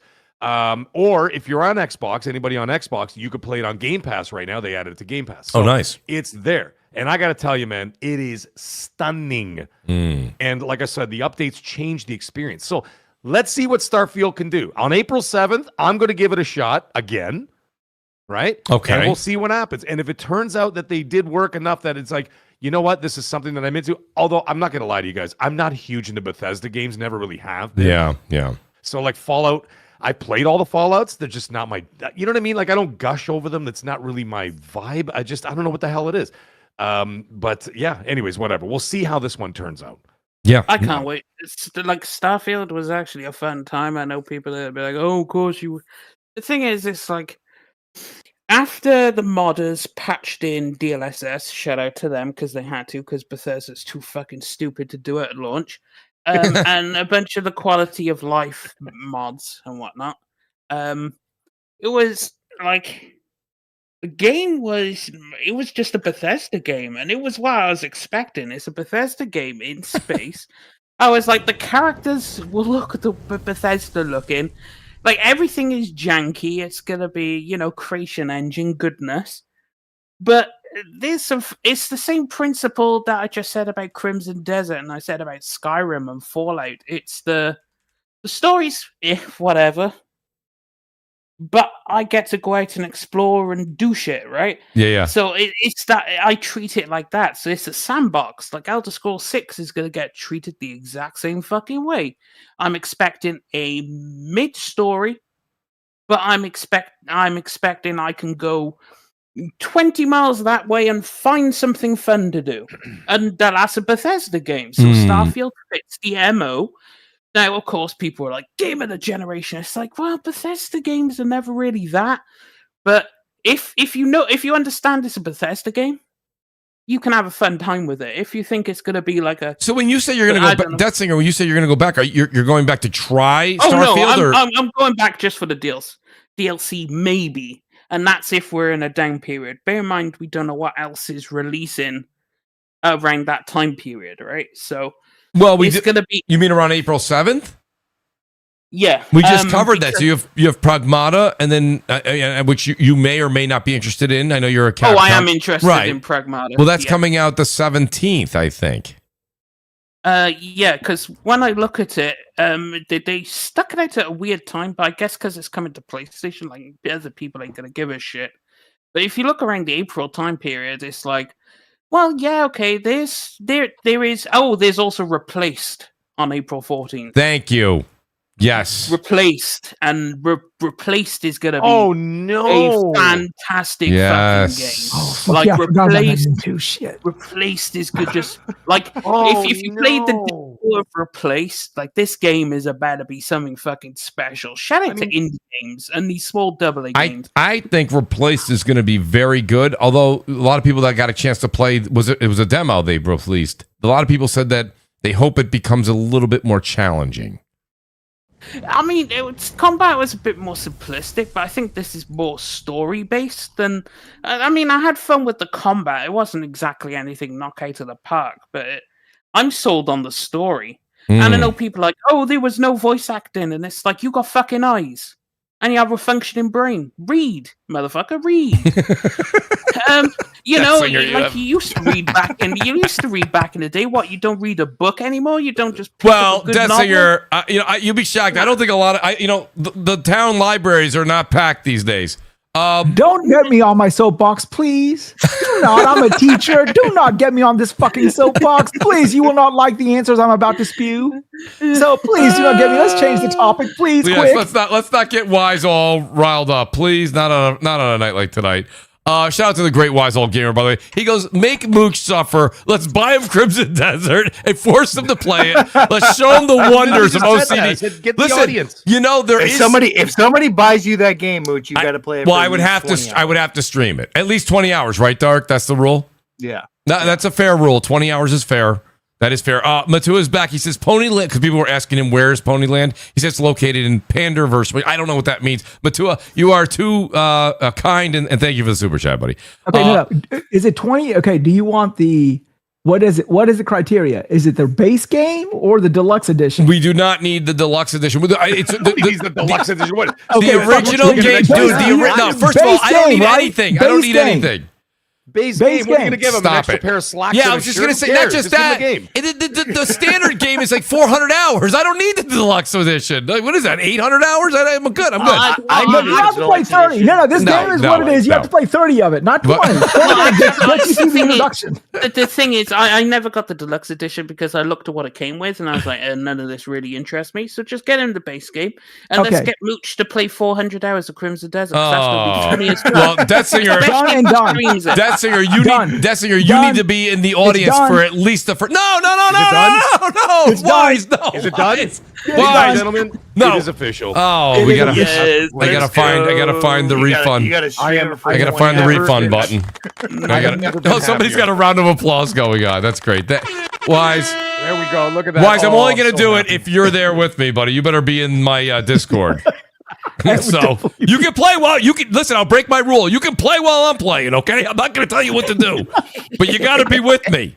Okay, you got to be with me. I can't wait for this. This is going to be Oh my epic. god! Tell me the be there with Bells. This sounds like a great. I wonder if Mooch will forget where to upgrade his sword. I'm not gonna upgrade my sword. Oh wait, where's the? Is there over here? Where do I get the? Where do I get the? What do you call it there? Assault rifle or SMG? Is there an SMG anywhere located here? No. Okay, just checking. Wise, too kind. Listen, we will talk behind the scenes. We'll get something for you guys to watch. Well, you guys know I've been doing a little shameless plug here, but doing Twitch.tv now for a good 3 or 4 months, 2 or 3. We're doing 2 or 3 times a week, mainly multiplayer games. But I've been wanting to get a single player game. Maybe this is the one to spark me. Maybe Wise has started something. No, here. it ain't. No, it ain't. No, it's not. You're gonna hate every fucking minute of it. Probably won't like it. Yeah. No, the thing is, Mooch is gonna absolutely hate it. But if you want, if he wanted to, if we I'm half tempted to get you Baldur's Gate 3, to be honest. No. I'm saying no. We have a lot of games to play. You want Baldur's Gate 3 too? I'll get you Baldur's Gate 3. No. Here's the thing about Baldur's Gate 3, right? Because it's got co-op, I can play with it. I can play through the game. No, that's no fun, man. Oh yeah, that was. We did talk about doing a playthrough. It was supposed to be. Well, I think even is there 3 or 4 people that can play in Baldur's Gate? It's 4 people. It was Brad. I want him to do it, but I want to also help him out a little bit. No, what the fun in that? What's the fun in that? Wait a minute, Wise. Have you played Baldur's Gate 3, Wise? Yes, of course. I know your ass won't be able to play it. Actually, Mooch will probably enjoy it because the writing's really good. I do like really a good. If it's got a good story, I'm there. Yeah, but it's a lot of reading and writing, and it is not a lot. Yeah, like there's dialogue, but there's a lot. It's text heavy. It's very text. And also that there is. He's gonna get pissed by the roll system. So I will he's say gonna get pissed by the dice roll. Yeah, that's that when I saw. Why can't I shout this 20-sided die? I'm not gonna lie. The dice part of the game and the board game part of the game is what turned me off to Baldur's Gate 3. Oh, the thing is, fuck this! I'm going back to marathon. Yeah, I will say that the dice is what makes it dynamic, right? Because I'm in the middle. I have to pass a persuasion check. I fail. Everyone just starts. All hell breaks loose, and I'm like, "Yo, that was actually fire." But what happens if I actually succeeded that check? And you know what, Mooch? Though, if you really enjoy Baldur's Gate 3 in this game, you'll regain your virginity. Trust me. No. Let's not do that. No, Wait a minute. Wait a second. So I will ask this question for you guys that played 40 minutes so far of Crimson Desert. Is the dialogue much more mainstream and easy to follow? It's not like Outer Worlds 2 where it's 75 pages of text, is it? No. You know what the cool thing is, Mooch? You can actually hold down if you're playing on PlayStation, which I presume you would be, you can actually hold down the X button and it fast forwards it, so you can actually read the text. Okay. And they're moving like it's almost like, when you watch like a video on YouTube at like 1.5 speed or 2 times speed or whatever. Yes. You can actually just hold down the X button and it can just move it along so you can see what's going on. But like the dialogue is pretty, it's pretty just like, do you have a cup of mead, young man? That kind of stuff. Okay. Like, the black bears are in the woods and this and that or whatever, that kind of thing. So it's nothing like crazy. But the cool thing is you can actually just sort of speed through it, which is excellent. So you can still read the closed caption or whatever, right? You can read all that stuff, and then you could just kind of speed through it. Yeah, unless you're really interested in the bar scene for 8 minutes. You know what I mean? The thing is, it's exactly like any typical JRPG, right? If you're playing Trails in the Sky, the first chapter or something, or you're playing Dragon Quest VII, generally it's like you hit the fast forward button, and then you just read the shit, and then you just flick through it real quick, and it takes time. So you could still do it, then not have to sit there and wait. Yep. Mm-hmm. You know what I mean? Now that would be good for me for streaming. Like if I'm gonna let a scene play out, then I can interact with the audience. I talk with them or whatever while the scene's playing out. I usually do that, catch up on super chats and shit like that. So I do stuff like that. But for the most part, if I'm just gonna play, you could still read the subtitles and just hold down that X button and move. But I can tell you this. For whatever reason, the grass animations suck, but everything else looks really good. Okay. I don't know what it is. The grass looks weird, but I just walked into one little village and I walked around, and I'm in the daytime, and I'm like, this is there's very stark differences in what I'm seeing. Like there's a nighttime scene that opens the game. with a bunch of bonfires. Did not look very good. Did not look impressive at all. And then you get to this village, and there's all these there's a creature hanging around. It looks like a minotaur with like a big like a sledgehammer on his back, and he's talking to some guy. And you walk through, and you're like, holy shit, this is stunning. Is this a part of the game that everybody would experience? This is the Apple. And so I walked around the first prologue village I found, and I'm looking around, going, oh my god. Yeah. I'm like, this is beautiful. So like, it goes from like mediocre to stunningly gorgeous. Like in a matter of 10 minutes. And you'll understand what I mean. And like I said, you simply play that opening scene, which takes place sort of in the dark. And then like 15 minutes later, whatever the hell it is, you kind of speed through this little area. And then you start the actual story like at this little village, and you're walking around and you're like, this is gorgeous. So it's really wild. Like, I'm just like, I'm pretty damn impressed by what I saw. Visually. I didn't play any story stuff other than that. Visually, it's just gorgeous all the way through. Like, really, you didn't find that opening to be a little bit rough? Oh no! It looked perfectly fine to me. But then again, you're playing on the PS5, right?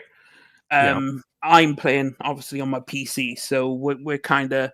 I've cranked the settings all the way up on literally everything. Right. So I'm gonna have a different experience to you in terms of visuals.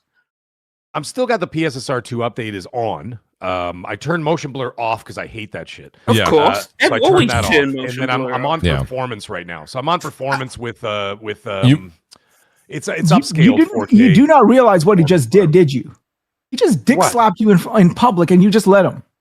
He's talking about the PC. No, maybe you are getting dick slapped. I can guarantee my car's better than him. I'm not going to talk about it. He was better than you, dude. That's what I'm saying. I'm waiting for you. Hang on. No, I'm not a PC gamer, so I'm okay. Yeah, exactly. It's like I have paid for the rig I have, so I expect this certain experience I'm receiving. Sure. And people on the console will have their experience. It's not like, you're playing the game, I'm playing the game, we're both enjoying the game. So who actually cares if I'm running it with more? Well, that's true. As long as it looks amazing and performs amazing, like I said, I'll go for the best of the console experience. Which right now is the PS5 Pro. That's fine. Yeah. And I do that. Now I could buy a PC tomorrow morning that could I could power up like Elon Musk's rockets to Mars. That's no problem. I could do that tomorrow morning, but it's not my thing, and that's totally. It's not your bag. It's not your bag. Crossfire. He just fired. You didn't crossfire. You didn't cross. No. I just said no. I take a shot at me. No, Wise. What are you trying to do? You trying to start a fight? Wise is always trying to start something. Why? It's not fired. Thing is though, why is this not trying to start a fight? But it's like, we are going to have vastly different experiences because our hardware says. I'm sure. Yeah, of course. Yeah. But anyway, I'm impressed. I'm impressed with what I'm seeing so far. But I have to get into the meat and potatoes of this thing, because like the opening is just an opening. You know, they do a little story beat. You know, a little something happens. It's kind of like a little tutorial. It just teaches you how to jump and how to, you know what I mean, like a couple little mini mechanics. It just shows you how to like use your sword, how to use a shield, you know what I mean? Like stuff that you would find in a normal like part of like a tutorial of a game. And then I just got to this main village and I turned it off. So because I'm gonna start from scratch when I do the live stream later. But either way, it's there. But so far it looks pretty cool, man. The thing is, we got to see. So everybody that I basically know and talk to, including everybody on this panel, like I said, and Nib included, and I believe Brap's included. I don't want to say Brap. Brap couldn't make it tonight. Coach is out there on the 50-yard line tonight. He's coach. Not Brap tonight, he's Coach. Coach is out there. I think Coach might even be getting this because he was a huge Baldur's Gate 3 fan. I think he said he's involved with this, but I don't want to put words in his mouth. That he was. No, he's mentioned that several times. Yeah. Baldur's Gate 3 was a big game for him. Absolutely. This would probably be right up his alley then. I'm curious to see, though, does anybody on the panel here know how long the story actually is? Like if you were actually just to like streamline the story from start to finish. Does anybody know? Like, did any of the reviewers really talk about that? Because I didn't see anybody really. So, if you're talking streamlined, like not 100%ing it, just kind of running through it. No, like playing the story. I heard to the end. I heard. Girl and you right off. Who was it that said? I want to say shout out to Fighting Cowboy. I thought he said somewhere around, like somewhere between 70 and 90 hours. About Fanculo, really? Yeah, I think so. That high? That singer? Is that hold water? I don't want to put words in a streamer's mouth or reviewers. From the reviewers of what I've seen, it's pretty long. It's 60 to 100 hours. Oh, 60, yeah. Well, I said 70 to 90. I mean, sure. I'll go as low as 60. But then again, if you're a completionist, it's 150 to 300, right? So I mean, but like, well, if you that's just not want to do happening. the main, if you just want to do the main story, it's probably 60 to 100, which shouldn't surprise anyone, because if you play RPGs of long ass fucking stories, and this is following that footsteps with a long ass fucking story. Like, for example, Trails in the Sky, the first chapter is a good 50, 60 hours. Yes. Like, RPGs are long games. They're not short. Like, they're not like a Last of Us or a more cinematic, story-driven, tighter games. They have bigger, overarching plots. You've got shit to do, quests over here, quests over there. Do you think that this is this going to expand? Like, oh, speaking of that, look who's here. Somebody. Brap, you must have dropped your whistle, and your ears must be ringing. We were just talking about you, buddy. No, in my cultures, they say he has a long life, because when you mention somebody and they come up, that means they have a long life. So there you go. A long what? I don't know if that's a good thing or bad thing, but you have a long life. So there you go. Okay, well, Brap, listen, whatever. That's great news for you. Yeah, I just happened to join real quick because I just wanted to say that I'm moving on up in the PC world. I heard, Brap. I heard. Congratulations. No, what a scumbag! You're getting the Mac? Good, finally. Well, I was on Brap last week. We were talking about it, and I was trying to talk him out of it, and then he kept talking himself into it. You can't talk Brap out of it. Once he mentions it, he was on the edge, looking for someone to pull him back, and I'm like, dude, you sound like you're just trying to convince yourself you're going to upgrade. So when Brap wants something, he goes head first into that. Yeah, that's exactly what. How is it MacBook Neo? I went with the complete new build. And by the way, Mooch, I can only stay for a couple of minutes because I'm just got back home and I'm packing for the weekend. So okay. Well, good. I'm glad you're here, Brap. Because he spent all the money on the PC. Yeah, Brap. That's why he's packing. Yeah. Brap, are you gonna? Brap, since you're getting a new PC build, are you going to be partaking in Crimson Desert and utilizing all that brute force you have that you just purchased? It's a great question. I'm not entirely sure just yet. I'm not sure if I want to jump into an open world right now. Like, I'm still playing Resident Evil Requiem, so I need to get through that. Yeah. I just before Resident Evil Requiem, I was playing Red Dead Redemption 2. And so for me, it would be hard to jump off an open world game that actually has a good story, good characters. That's kind of one of the knocks against Crimson Desert, like the characters really aren't developed, fleshed out. There's not really the narrative really isn't that good. Yeah, that's one of the critiques for sure. Yeah, maybe a Steam sale, maybe. But you never know. Like I may get FOMO and say, you know what? Like I got the 5080, and you know what? Not you, Brad. We can do. Not you. You get FOMO? No. Never. No. Never. I've never heard of it. Let me tell you, man. I'm excited for this PC. Like, it is. I mean, it's 4 years overdue for me. I was still on a 3070. Yeah, every 4 to 5 years, I think that's justified. I waited from 2018 till 2025. I waited 7 years to upgrade. So welcome to the 50 series, man. Oh, here we go. Here comes thank you, Death Singer. Hey, man, I welcome you with open arms and high-powered RAM. Death Singer just rolled out his own red carpet. How does Minesweeper look with ray tracing anyways? Oh man! Hey, Death Singer, I went with an AMD CPU. Thank God! Yes, someone gets it. Ryzen for the win. Fucking hell! Literally, if you plan on building a PC, just go with an X3D Ryzen processor. It is the best you could possibly get. Even the older ones, the 7800 X3D, 7700 X3D, they are goated CPUs, and they're dirt cheap they're really too. good. They're really good CPUs. Listen, but right now we are going to go into Death Singer's PC part picker, okay? And we do not want to go. Well, but Death Singer, I didn't go with the 3D. I went with the 9900X Ryzen 9. Okay, yeah. So that's the one I went with. That's fine. The thing is, the only reason I say X3D is because it's specifically designed for gaming, so you get the gaming, it. But that process is perfectly fine with a 5080. How much RAM you got? Let me know that RAM. I only have 32 gigs of RAM, so RAM's a little pricey right now. So yes, I was expecting you to have like 128 gigs RAM. No, that's got a Rolex and a Lexus. 128. Oh my God.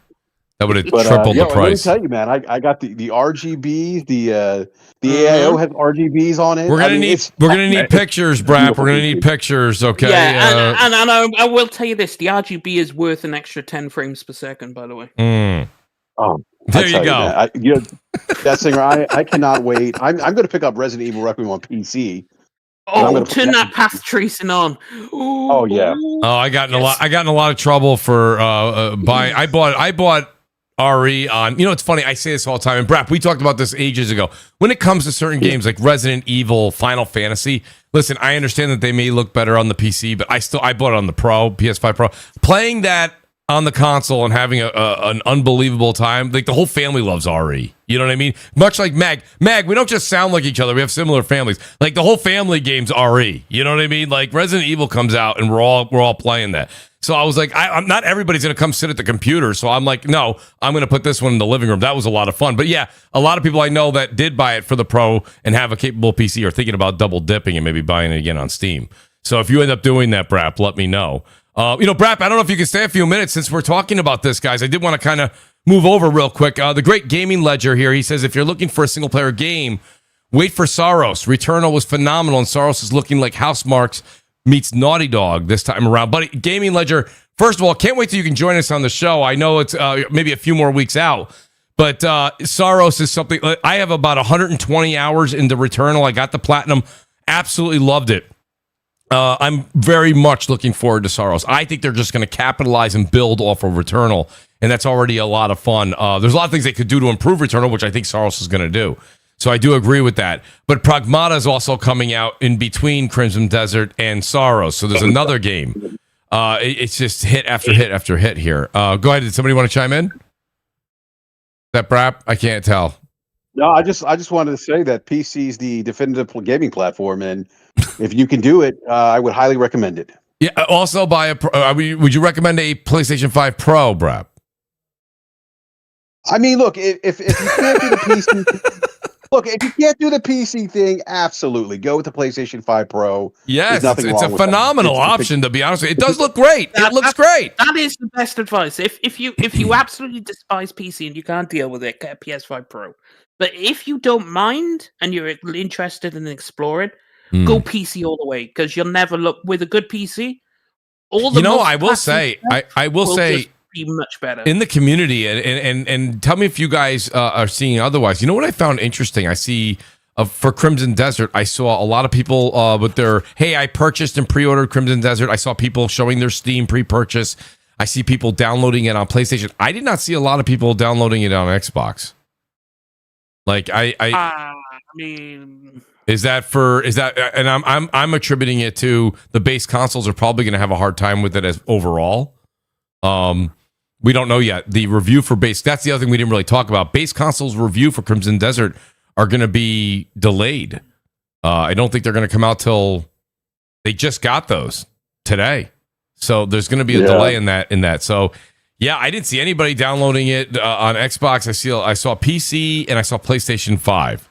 So I thought that was interesting. But the one thing I wanted to kind of move over to real quick, and Brap, I know you have to go, but this is an interesting point here, is the Nvidia announcement of DLSS 5. There's been a lot of controversy. You're right on time for this because you were knee deep in that on X. Brap, let me just start with you because I thought your take was interesting and it definitely gets the other half a little bit excitable. When you saw what's going on, I always say, a lot of people are just saying AI slop, right? So I said on my thumbnail here today, I said success or slop, right? Is this something we should be excited for as we move forward? Or is this something maybe we should be hesitant and see what happens? It may end up affecting the gaming design artists, etc. How do you feel about it? So one, I think it did wonders for Mag, by the way. Oh, I saw it did do wonders for Mag. DLSS off and DLSS 5 on. So Mag, I just want to say you look great with DLSS 5 on. So I love it. I saw that. I'm someone who always wants better visuals, right? Yeah. Like when ray tracing was introduced, path tracing was introduced. I remember Cyberpunk for me was kind of the benchmark for ray tracing, path tracing, lighting effects. I mean, you remember when Cyberpunk came out, like one of the things that they were talking about on the PC side. One of the reasons why actually I decided to go really kind of like, head first in the PC was because of Cyberpunk.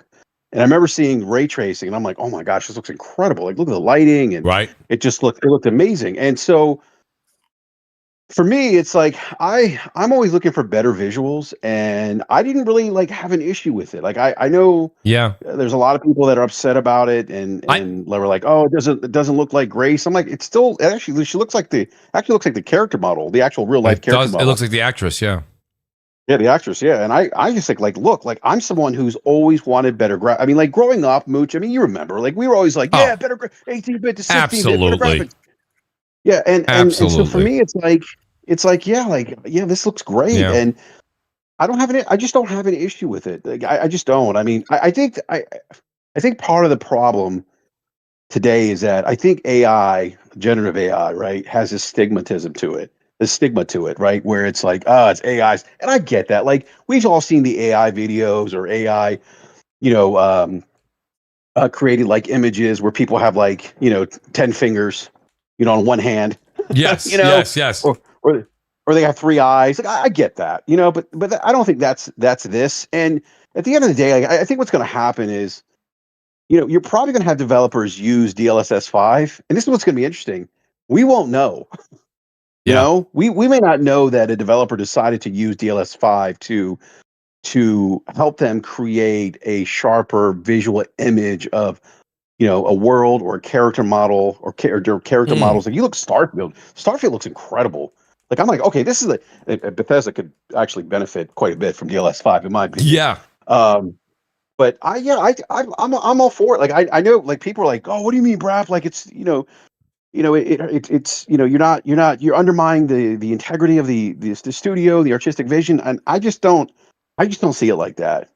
I look at this as an enhancement of an asset that's already there, and making it look more lifelike, and looking at, like, you remember, like, the Matrix demo, Unreal Engine 5? Like, people were going nuts about it. That's right. And so like I want better visuals, and if this is going to do that, then I'm all for it. Yeah, the other thing too is, guys, let's not forget, this is an option. There's nobody that's forcing developers to use this tool. So if you don't want to, you don't have to. I think when it comes to new game development, people will feel less like it's diminishing the artist's original intended visuals. But like you just said, so Todd Howard came out. Didn't Todd come out and say he's excited for this? Like, he did. The thing is, it's like the way his character model. Yeah, exactly, Mag. Mag. The way that the problem is the way they showed it. The thing is, it's the way they showed it, right? Because they just threw it out there and they didn't tell anyone about it and whatnot. But like, as they clarified later after that. Important note: game developers have full, detailed artistic control over DLSS 5's effects to ensure they maintain their unique aesthetic. The SDK includes things like intensity, color grading, masking off of places where the effect shouldn't be applied. So if you don't want the effect to be applied on a character, you have that choice. It's not a filter. It inputs the game color and motion vectors for each frame into the model, anchoring the output. And so it's like, developers will have full control over it. But the thing is, it's instead of like customizing it to make it look the best it could be, they just turned everything on and just threw it out there, and everyone jumped the gun on it.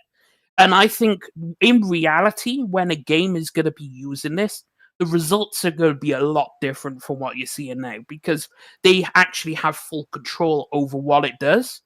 And bear in mind, this isn't the first time. This isn't Nvidia's first rodeo. When DLSS was first announced, everyone absolutely fucking hated it. They were like, "Shut this garbage out. We don't need this shit." DLSS is now a household name.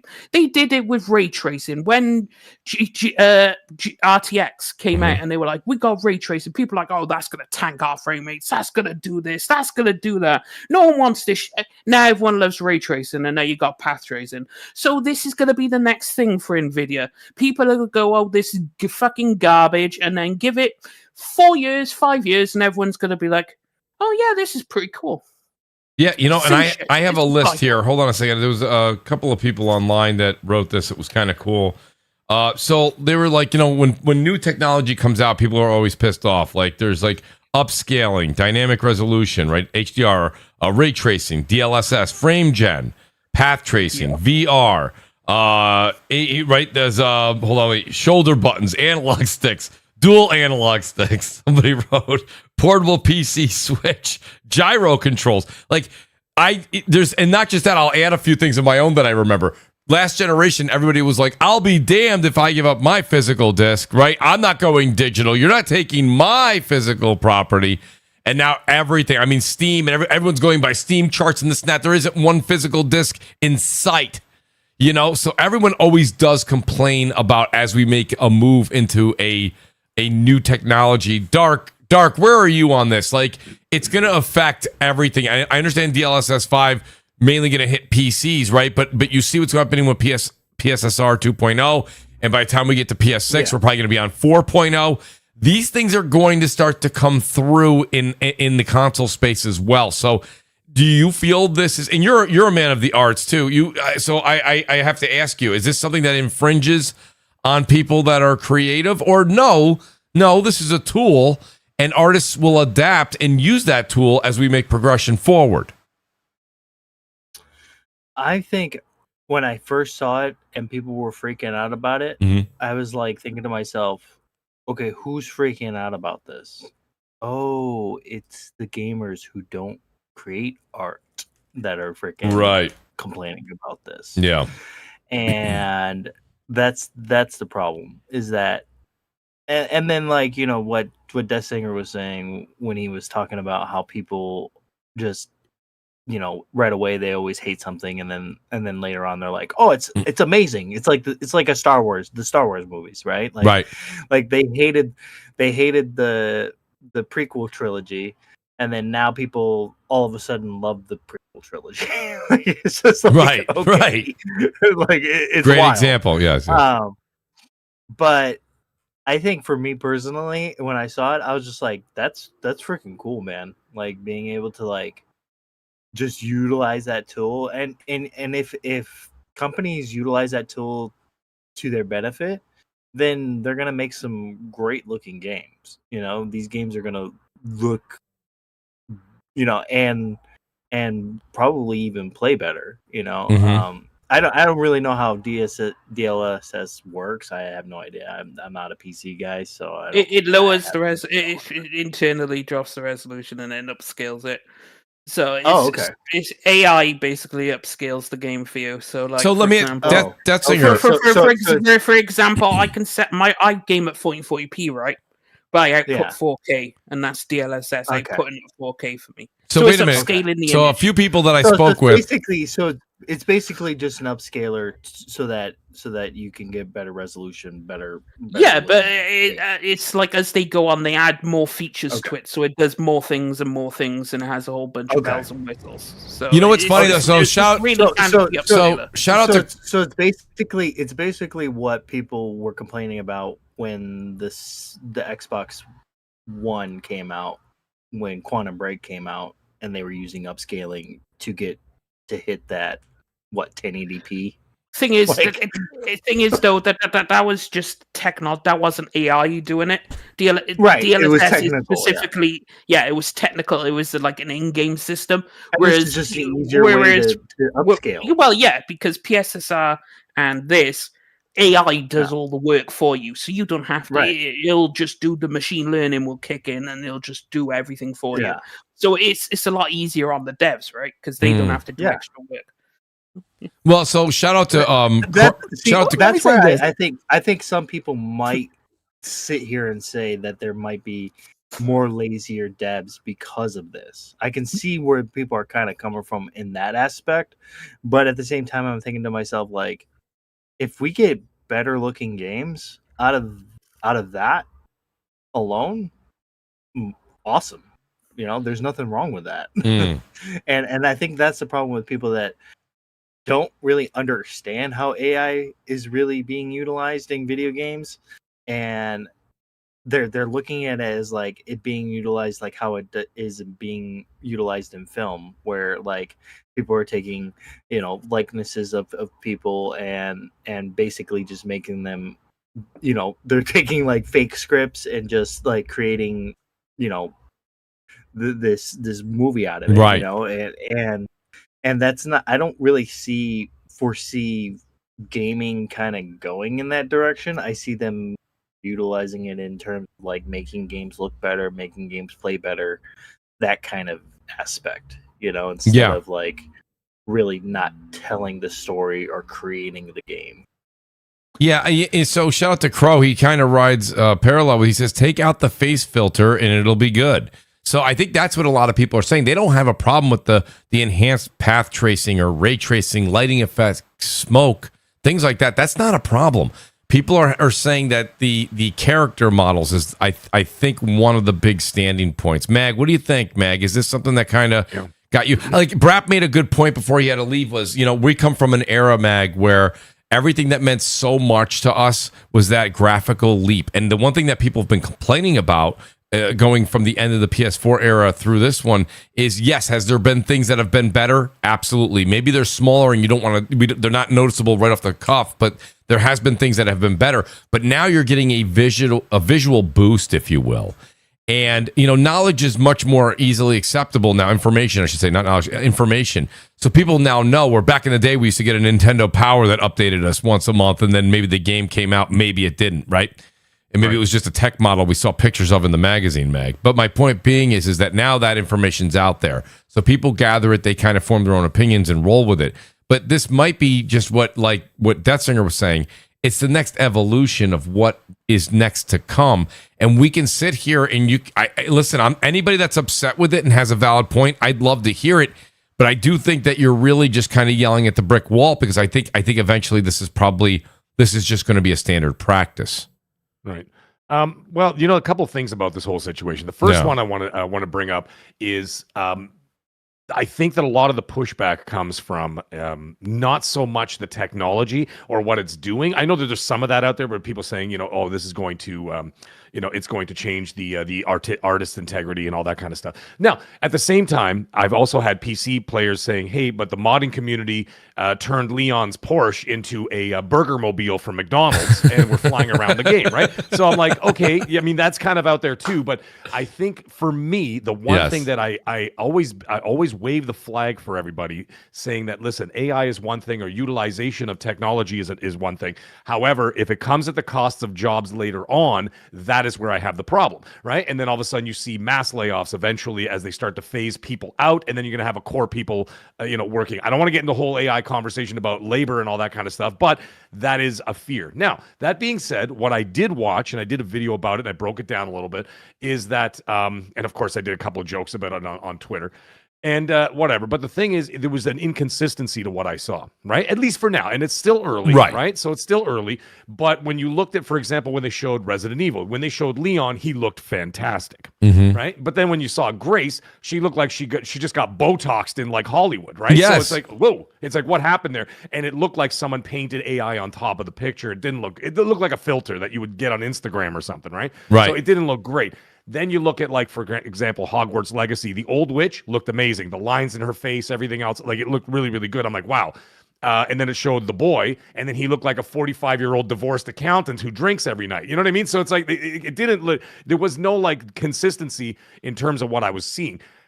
Funny enough, and I said this before because I like to make jokes about it, but like Starfield would be one to take advantage of such a thing because their NPCs look like shit. I mean, when I played it, I'm like, am I playing, like, I'm looking at the vistas and stuff. I'm like, wow, this looks fantastic. Then when you walk next to a person, they look like they came from 2006 Xbox 360. Right. So I'm like, okay, well, they could benefit. And of course, the Keebler elf, what's his name there? Todd Howard's going to talk about it, right? And he's going to go, oh, this is fantastic technology. And I'm like, sure it is. Because it'll make your game look better. But anyways, besides that, there's a little bit of inconsistency there that I found so far. But again, it's early technology. Now, the other thing is, if my understanding is correct, Deathsinger can, of course, correct me, but isn't this only available for the 5,000 series cards? I would right think now? so. Yes. Okay. So that being the case, let's talk about that for just 2 seconds. 70% of PC owners have 3,000 series cards or less. Okay, that leaves 30%. That means that out of that 30%, there's probably about 15 to 20% of them have the 4,000 series cards, which means that this is going to affect probably less than 10% of actual PC players. And on top of that, it's an option. Of course, it can be implemented later on, as the technology progresses, and of course the graphics cards progress as well with that. So more people will have access to it later on. But right now, it's affecting less than 10% of PC gamers, I would imagine. And then, like I said, it's still an option that you could turn on or off. But then, let's say, like I said, the counter argument is once again the modding community is out there doing, turning the big blob from Resident Evil Requiem into Shrek. Right. Yeah. So, you know what I mean? So, I mean, like it's not getting. There's no right or wrong answer here, Mooch. I hear you. Wait, so Gaming Ledger actually adds to what you were saying, Mag, and he says it's just the 5090, by the way. Jesus Christ. Okay, so that's probably less than 5%. Yes, it is. It's less than that, but it's less than that. Okay, so but it's like everyone should just be fine with DLSS 4.5 anyway. So who cares? Right. The thing is actually, Deathsinger, when you think about this, when the 6,000 series cards come out and then 7,000 series comes out, those 5,000 series cards will be affordable for a lot more people. Then all of a sudden, you're going to find that 70% will be on the 5,000 series, while the elites are on the 7,000 series. You know what I'm saying? So it's all going to. Wait a minute now. Wait. And the thing. No, but let me say this. Go on. And the thing is, the console players, it's like, this is your future, by the way, because you're going to be ending up getting this technology too eventually on your console. Like PS6 could. When they've upgraded PSSR even more, they could have the exact same shit on your console because guess what? Tech transfers. Think about it, right? Yep. PC has ray tracing. Guess what? It came to console. PC has SSDs. Guess what? It came to console. PC has path tracing. Guess what? That's coming to console. And what is Pisser? Pisser is basically PlayStation's AI offering. Well, the thing is, it's like DLSS existed, FSR existed, then PSSR existed. So you could see everything that happens here eventually transfers over here. That's what I'm saying. So it's going to be on console at some point. You can laugh at this now, but when that ends up on your PS6, you still going to be laughing? Why not? You know, the thing is, like I said, as long as it's an option and it doesn't come at the cost of future jobs, then I'm okay with it. Well, let me just say this. But here's the reality of the situation. As gamers, we need to sort of grow up, okay, and put our big boys pants on here, okay. We always want the most flashiest graphics, this and stuff, and we always want to pay the same shit that we've been paying forever. Time Inception, $60, $70, $3, whatever the fuck it is, right? And then we want to pay a $500, $600 for a console or whatever, and we want all of this stuff right, and we want it right now. Well, something's got to break. Inflation is a thing. Payrolls are a thing. Cost is going up. Games are getting more complicated. Chips, they're already down to sub 2 nanometers. They are already hitting a physics constraint, making these processors even smaller. Okay, so that's why the whole Moore's Law situation is not working as much anymore. Something's got to give. If we want these graphics, if we want the best and prettiest and all this stuff, this is the way we're going to have to get it, because this stuff is getting way too convoluted, and we're not playing NES games anymore. We're not playing 8-bit shit that we're wondering what the fuck it looks like. You know, we actually know what this stuff looks like. A tit looks like a tit, you know. But it is one of those things that, you know, you have to pay. I mean, this is just the reality of life. This is whether you like it or not, this is an inevitability. And the good thing about all of this is that this is the worst it will ever be. This is the absolute worst it will ever be. Yeah. And whether you like it or not, whether you want it or not, I don't think you really have a choice in the matter if you're going to be playing in the 21st century. That's what I was just going to say. Whether you like it or not. Yeah, that's what I said. It's the natural progression of where we're going. You know, ray tracing was a thing for a period of time. Then we went all digital. I'm going way back. You can go back as far as you want.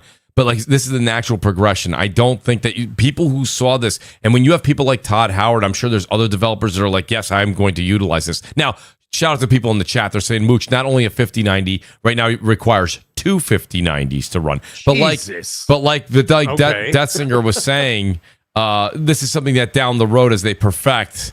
I don't know. Listen, it's supposed. Death Singer, you know this. You have the date. I'm sure you have the date on the fridge. Isn't it coming in September? And I don't think it'll be on two 5090s in September. I think it'll be probably on the some sort of 50 series card. Because I'd probably just be on the 5090. I don't know what their whole thing is altogether. Because sure, there's a release date, but it's like I don't think there's a full list of supported cards. Right. That's right. It is this year. I can't remember the date. It is. It's the fall. I believe it is September. Yeah, you're not wrong. The thing is, like we were saying, Mooch, is that eventually over time, as they release the higher end cards, like I said, when you get to the 6 and the 7,000 series and on, those 5,000 series will be much more affordable, right? And that's where you're going to see the 3,000 people are going to move up to the 4,000, the 4,000 up to the 5,000. And then all of a sudden you're going to find that it's not going to be 5% utilizing this. It's going to be closer to 70% are going to be utilizing it, then 75. And then eventually, yes, a DLSS 6 will come out or whatever. It's it's always progressional. That's how technology works. We know. But what Wise said too is that it's not going to get any cheaper. And I mean, it's not like this is not a cheap hobby. And the thing is, if you want to be on the cutting edge of tech, it's always going to be expensive. I remember when my father, way back in the day, of course he subsidized it through his business, but it cost $2,000 for a DVD player. Yeah. You know what I mean? That's like right. When it first came out, my dad bought a PC Junior 1982, 128K memory, by the way, folks. Remember, so you want to know. Mag, the VHS. That was thousands of dollars. The VHS video recorder, those big things that people had over on their shoulders back in the day, the late 80s and stuff like that. Those things were, I think, $800 to $1,000 brand new. Remember those big old CRT TVs? Yeah. Remember those big ass CRT TVs? Those things were expensive as all get out, and they had barely any. It had 480p props, And the average salary was $20,000 at that time. Yes. You know what I mean? So it's like it's all relative to what's going on. I mean, like even just setting up a YouTube channel costs thousands of dollars. Like I just bought a new camera.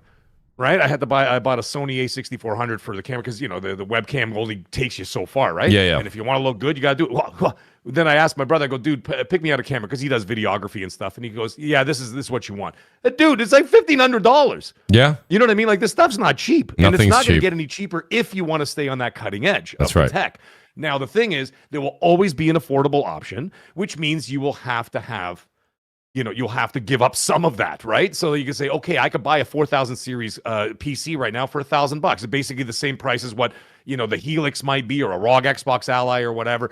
You know what I mean? You could get that right now.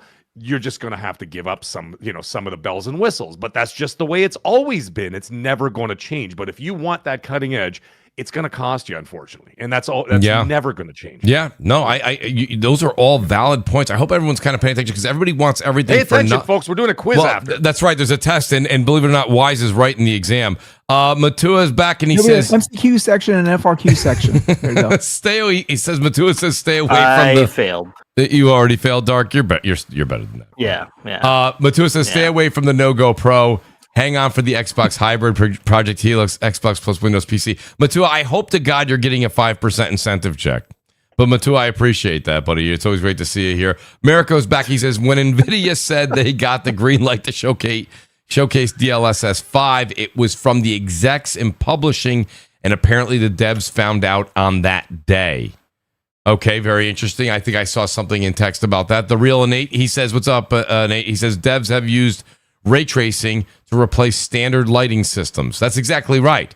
And Babor says PlayStation was 2 years behind RTX with Miles ray tracing.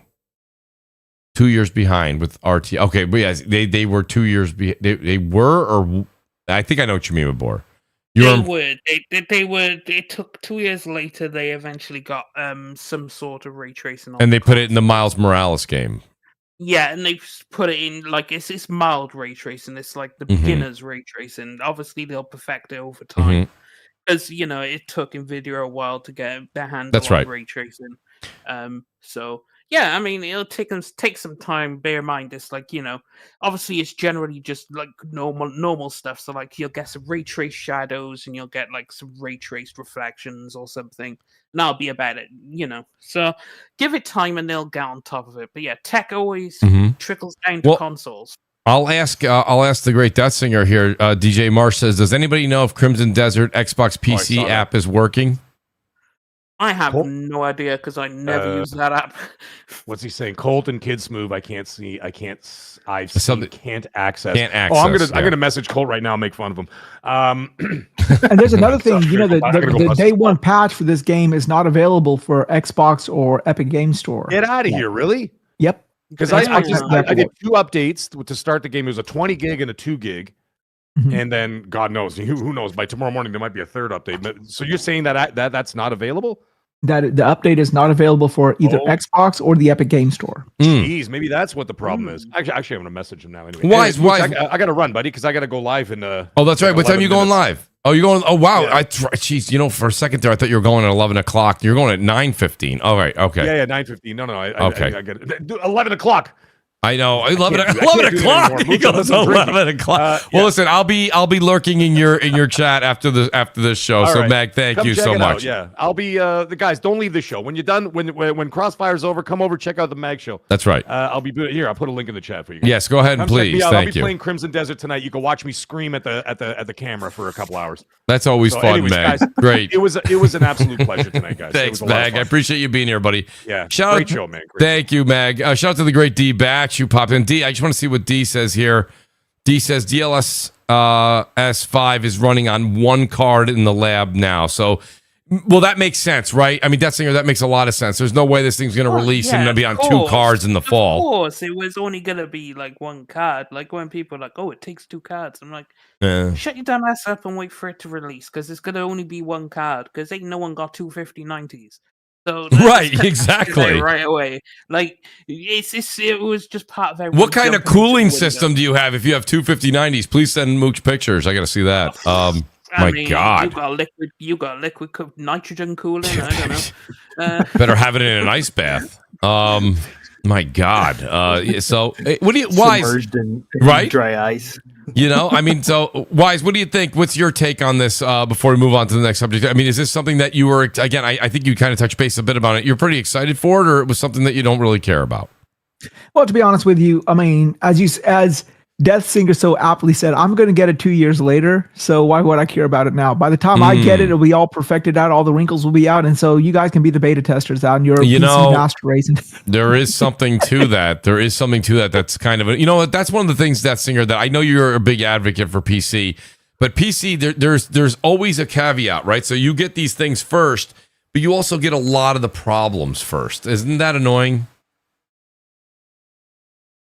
Wait, what? What was that? Sorry, I said PC does get a lot of the tech first, but as awesome as that is in certain aspects, it can also be very annoying because the problems, the issues, the thing is, it's like PC is the newer tech. I'm talking about not the stuff people say PC has a hard time with. I'm talking about like the newer things. Let's just say, for example, DLSS 5. The newer stuff is it will release, and then it's like people will just run tests and whatnot. And it's a lot of trial and error with the new tech. But that's also why a lot of people are like, oh, PC is just troubleshoot gaming, all these narratives. And it's like, but that's the fun thing about PC is going to discover what this new tech can do, right? So as soon as DLSS 5 release, there's going to be a million different hardware YouTubers. And they're going to be like, right, let's test 20 different graphics cards or whatever. Let's various different optimizations and find out what the best way is, what's the worst way, what's the this. So, and then they'll iterate and make it better. So it might come off like, oh, yeah, it's a bad thing, but it's like, no, it's just trial and error. And then eventually you just get it down mastered. So it's like, just it's just a natural course of PC gaming. New tech comes out all the time. Like Nvidia's pushing that mega geometry shit now to help ray tracing.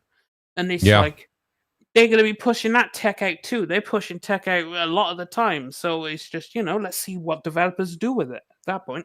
Yeah. I mean, and again, it is an interesting conversation. I know that it really has the community polarized here 50-50. I've seen such great arguments on both sides. I really don't think anyone's really wrong in their feelings on this. But I do think, unfortunately, ultimately, if you are on the it's going to ruin gaming side, I just think that it's just going to be one of those jagged pills that you swallow, because it's seemingly not going to be something where you see the audience get upset. And then, Dark, you said this. It's gamers that are upset, and I don't think that the I don't think the industry is going to change on this one. It doesn't matter how. Yeah, I mean, it's like all these other things that have come out, right? Like that have been successful, and people complained about them, and they're still there. They're still here. So, I mean, AI isn't going away, and this DLSS 5 is not going to go away. No, I do agree with you guys on that. But I do understand where the other side of the coin is coming from. Remember back in the day when the consoles first had an online presence, and everyone's like, "Oh yeah, this is just download stuff and download DLC and this and that." And we as gamers at that time were worried, like, "Okay, we don't want to be dealing with that PC bullshit where the game comes out, then you have to patch 14 patches," and everyone was like going up and down. No, it's not going to do that. The game is going to be coming out complete. Mm-hmm. What the fuck happened? Fuck happened? I mean, I understand the other side of the coin, but at the same time, like, we have no other choice in the matter. Like, if we want to play these games in the resolutions that we want to play them at, and we want to get this tech, and we want to get it affordable, and we want the games to be bigger and better, and blah blah blah blah blah. You got to give up something. You have to give up something. You can't have your cake and eat it too. Okay, and if anyone's thinking about that, I mean, I would just say grow up. Look at this from an adult's perspective, from a financial investment and ROI standpoint.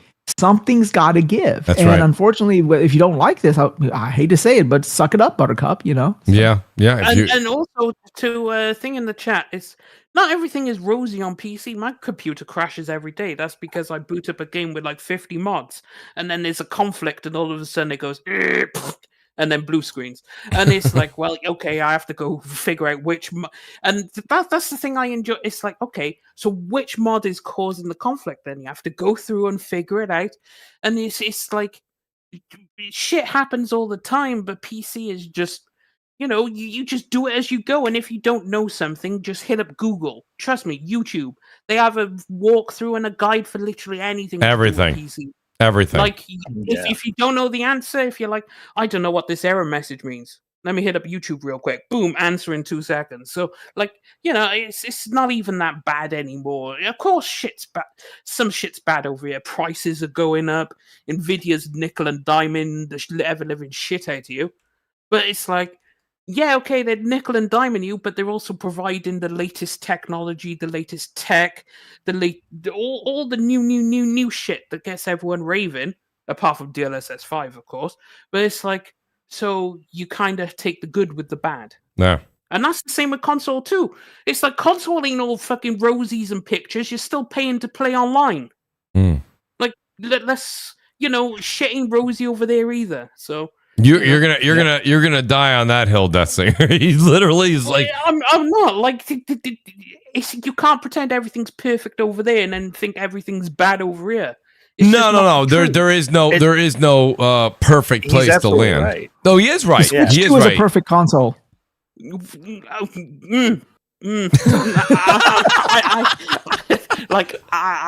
That singer's gonna start drinking. That singer's gonna start drinking. I just wanted to wrinkle his panties a little bit. That's all. Yeah, because as much as I love Grandpa Nintendo, fuck Nintendo. Oh yeah, I knew that was gonna trigger. Don't get him started, man. Don't get him started. No, honestly, great points there by the great Death Singer. Everybody, I do want to say real quick. Let's talk about Starfield. This is a quick yes, no, and quick thoughts. We did talk about it already a bit, but I mean, like, Dark, would you repurchase this game again on PS5? Again, it's real quick. I want to go on to another subject, but is this something that you're interested in? This has been the longest, coming soon bit of shenanigans I remember in the console wars in quite some time, and a lot of people are going to get their flowers on April 7th. All those tweets that they were like, I can't wait to play Starfield on my PS5. Well, it's happening. Yeah, I think I want to see what it looks like on PlayStation, so I'll probably buy it just to see it. Mm-hmm. I mean, I put 100 hours into the Xbox version, and did you beat it, or you have yet to beat it? No, I didn't even beat it, dude. Okay, dude, you know how many games I put 100 hours in? That's right. You're like, yeah. What do you do for a living, and how can I do it as well? That's what the fuck I want. Dark does some great stuff, actually. But that's the thing. Like, I don't really when I do play those kind of games, I'm just playing those games. I'm not playing anything else at that moment. So, I think Starfield's gonna be great on PlayStation. I just don't know how well it's gonna sell with all these games that are coming out, in the next couple of weeks. I just don't know how well people are gonna be like, I have to go play Starfield, and that's going to be an interesting one, but I'm excited for it. I think it's going to be good on PlayStation. Yeah, I well, listen, you never know to take some of the photos you see on X Reel, but I saw upwards of its number 2. It could be up as high as number 2 on the PlayStation Store as pre-orders. Pre-orders are also not the whole story, but people are excited for it. I would think so. I would think so. And a lot of people are like, "Oh, well, they just want to play Xbox games." It's not that. I mean, they PlayStation people have been playing Bethesda games on their PlayStation without any question. They just don't want to go to a different console. They just don't want to go to another. Yeah, that's it. Time and money into their. But then again, it's the same people that are like, "Oh well, just buy a PlayStation 5 if you want to play this," and it's like, well, the same logic applies. Just if you really wanted to play, you would have just bought an Xbox, but you didn't. So it's one side is this is good for me, and then the other side is nah, fuck that. But I'll make you play by the same rules. And it's like, well, hang on a minute, 2 and 2 ain't making 4 here, Chief. So you need to watch yourself, people. I see it a bit shaky on Twitter. It's like, oh, you want to play Wolverine? Get yourself a PS5. Oh, you want to play Starfield? Get an Xbox? Nah. Oh, it's coming to PS5. Fantastic. I'll play it on PS5. So that ain't making sense, dude.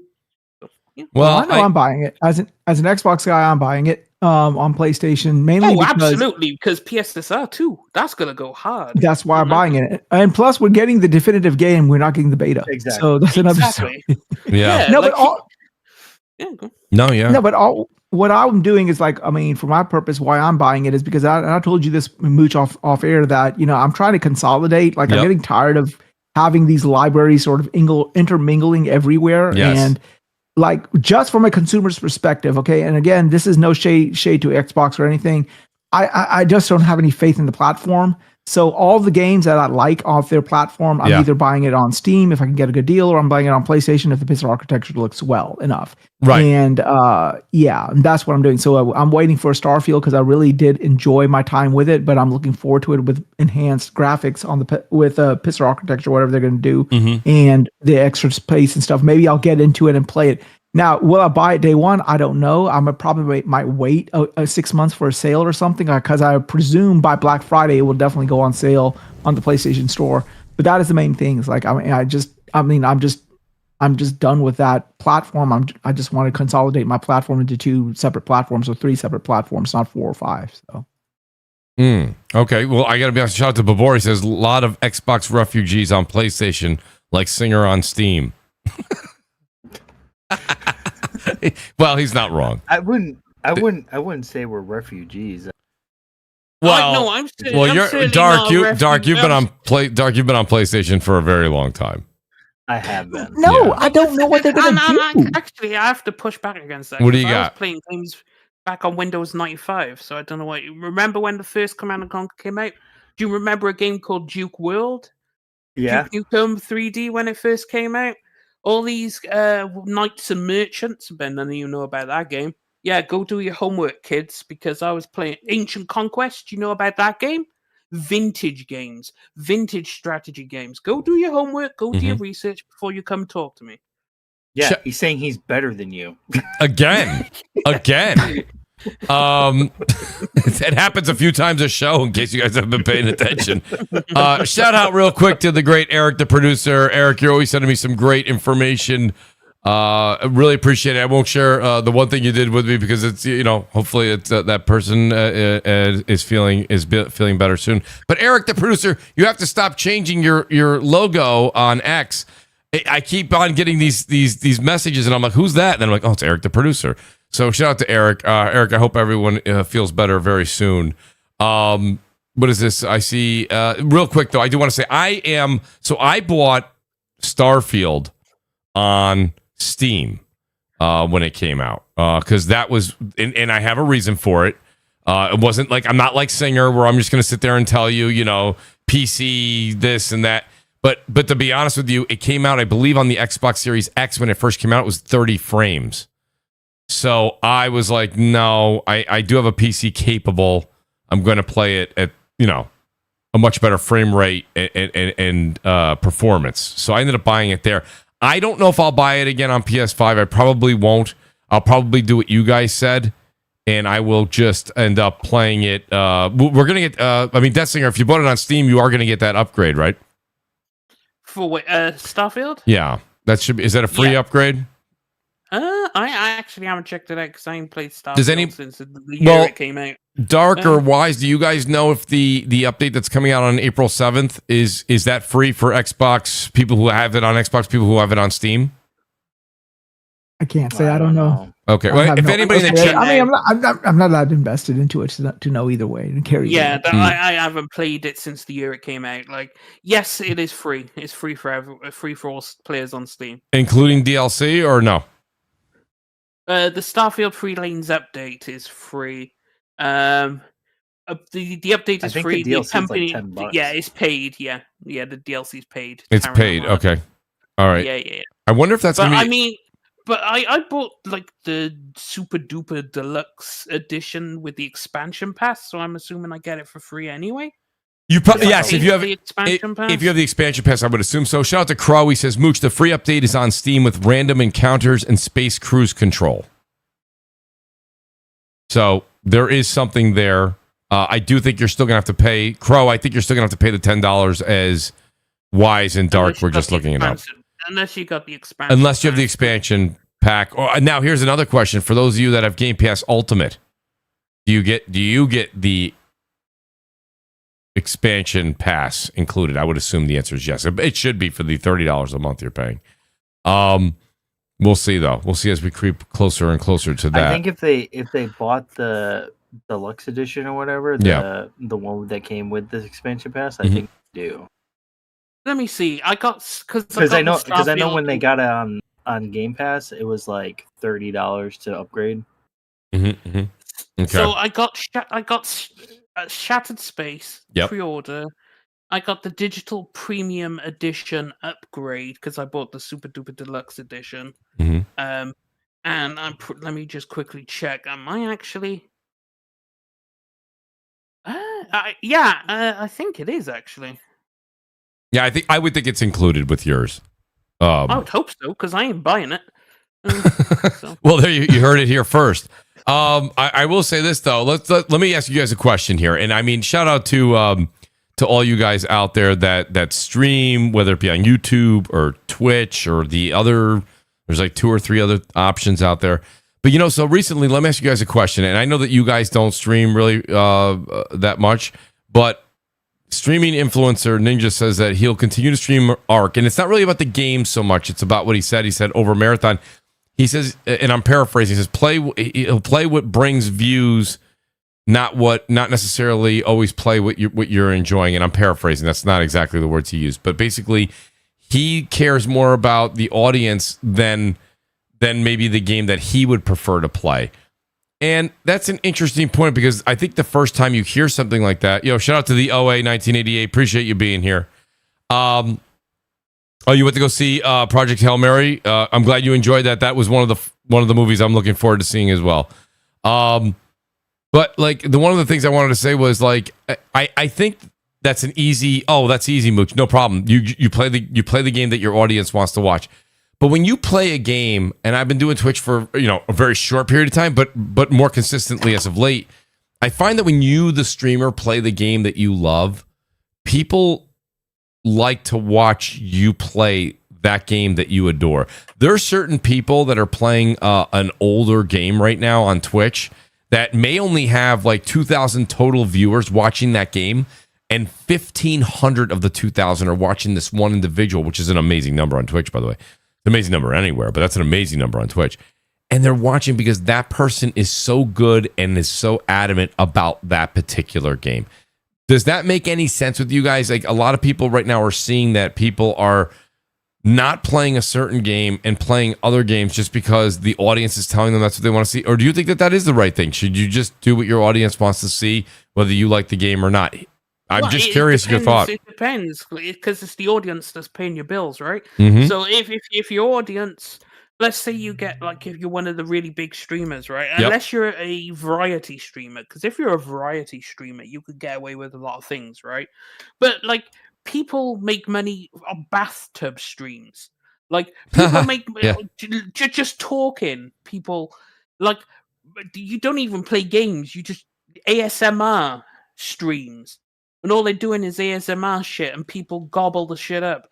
So it's like if you're enjoying a game and you're really good at the game, and your fan base really loves the game, if you move away from the game, if you lose those people, then those people are no longer to be providing you money. So so then you have to decide as a business, right? Streaming at that point it's a job. Yep. Right. So are you going to take a hit in your monetary? In your finances to stream another game, or you just gonna keep streaming the game and then in your off time play a different game? It's like the World of Tanks streamer I follow, Quickie Baby, really fucking good. He streams 3 or 4 days a week, and he just streams nothing but World of Tanks. But like he's playing, as he said on stream, he's playing Resident Evil Requiem, but he's playing it in his off time, not on stream, right? Right. So you're not fucking with your money, but you're playing other games. It's just not streamed. Okay. Yeah. No, and a lot of people seem to agree with that. I just saw him getting a little bit of pushback from the community saying, no, you should play the game that you want to play. And, it was just, I'm torn. I think you nailed it, Death Singer, when you said the larger streamers face this type of scenario. When you're a smaller streamer just getting started, I would definitely say that it's better for you to play a game that you truly love versus just where a big audience is. Because I think the audience that loves the game that you happen to love will follow you through and make your channel something special. I think that's possible. I really do. I think that's possible. Shout out to the real Nate. He says that's what it would look like. He sent me something really cool over on Twitter of what the RTX 5090 Founders Edition, what it would look like for the scenario of the PC setup. That's fantastic. Yo, shout out to you and Nate.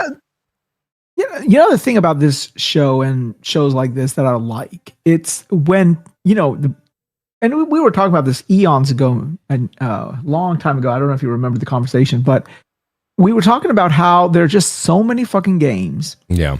And it is physically impossible, at least for me, I know, to play every game that I want to play. And when I go out and I watch a streamer, like when I'm grading papers or whatever, I'm doing something, I need something mindless on the TV as white noise. So I go in and I click on a game, and I usually try to find a game where somebody is trying to be passionate about it or is sort of demonstrating some passion about it, because I want to know what makes that game enticing to that person. Like, for example, you play Marathon. Marathon is not a game I would ever play, but there's a reason you are passionate about it. So I would, I want to watch and see why you're so passionate about it, because at the end of the day, you and I are both gamers. Right. Whatever console you play on, whatever box you play on, it doesn't matter. You play games. That's right. You play games. That's right. So we play games for the same reason. You play, we pay it to decouple. We play it to have fun. We play it for whatever just tickles our fancy at that interval of our lifetime. That's right. So I want to know what makes it, because I can't play Marathon and Crimson Desert and Dragon Quest VII and RE9. I won't have time for a job. I want to be able to put a roof over my head. No, absolutely. Absolutely. So, that's one of the things that's I stress that all the time, every week during streams and on the show here. Not to mention we also do the show in the streams. That takes up time too. Now streams, yes, I typically do multiplayer. We are going to talk. By the way, I just want everyone to know I'm not going to forget. Wise was way too gracious today, so I will be talking to him offline. And when we decide, he's going to join me on Discord, though. We are going to do this either Sunday or Monday. I think it'll be fantastic. But Wise, no, your point is valid, and I do think that, like when you say like Marathon. So for me, Marathon is. I enjoyed what the extraction. Let's talk from a higher level. The extraction shooter, okay? Helldivers, even to a certain extent. Then it went to Arc Raiders for me. And I have 235 hours in Arc Raiders.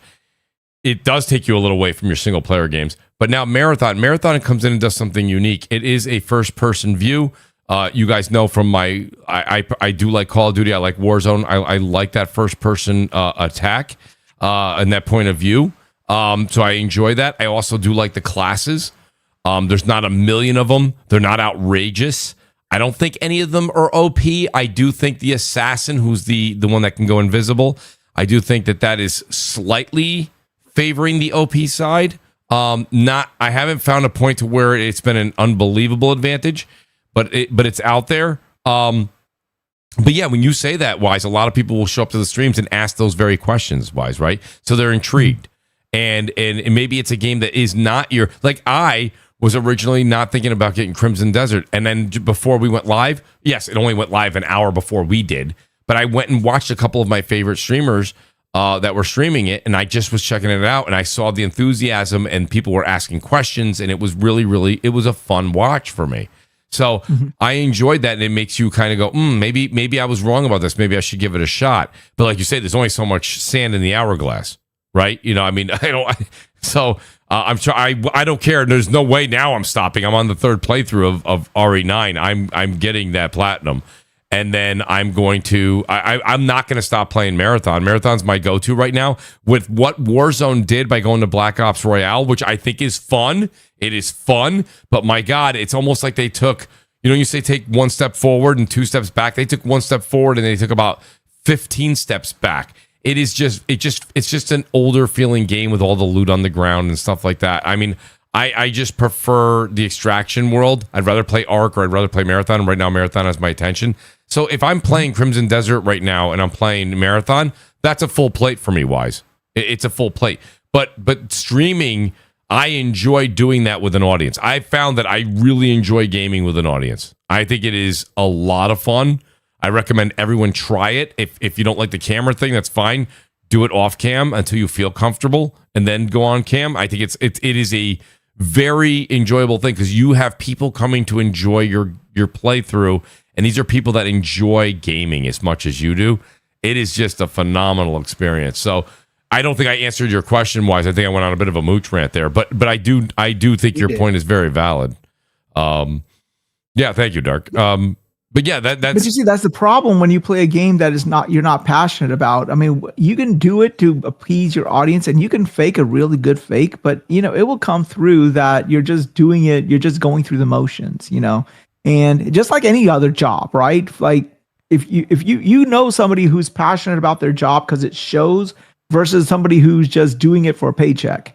So it comes out, and nobody wants to be a part of that. So like if he's doing this, he better be like hiding it really effectively or something like that, because it will come out and people will just like lose interest. Like if you're not interested in a game and you're like, okay, I'm just playing it, it's going to come through. You're going to say something, you're going to do something, and you're going to be like, okay, well, screw this. This is boring. And you're going to leave. But even if you're playing Minesweeper, if you're really passionate about Minesweeper and you're talking it like it's a big thing, people will be, people will come towards that. I mean, depending on how you talk about it, but that is what I believe, and I think that that's true. And I think that anybody and all of us, we all as gamers, we need to look at that. We're like, okay, well, that's why I look at gaming. I'm like, well, I can't play all these games. I want to know why somebody's playing these games, and that's why I gravitated to shows like yours and.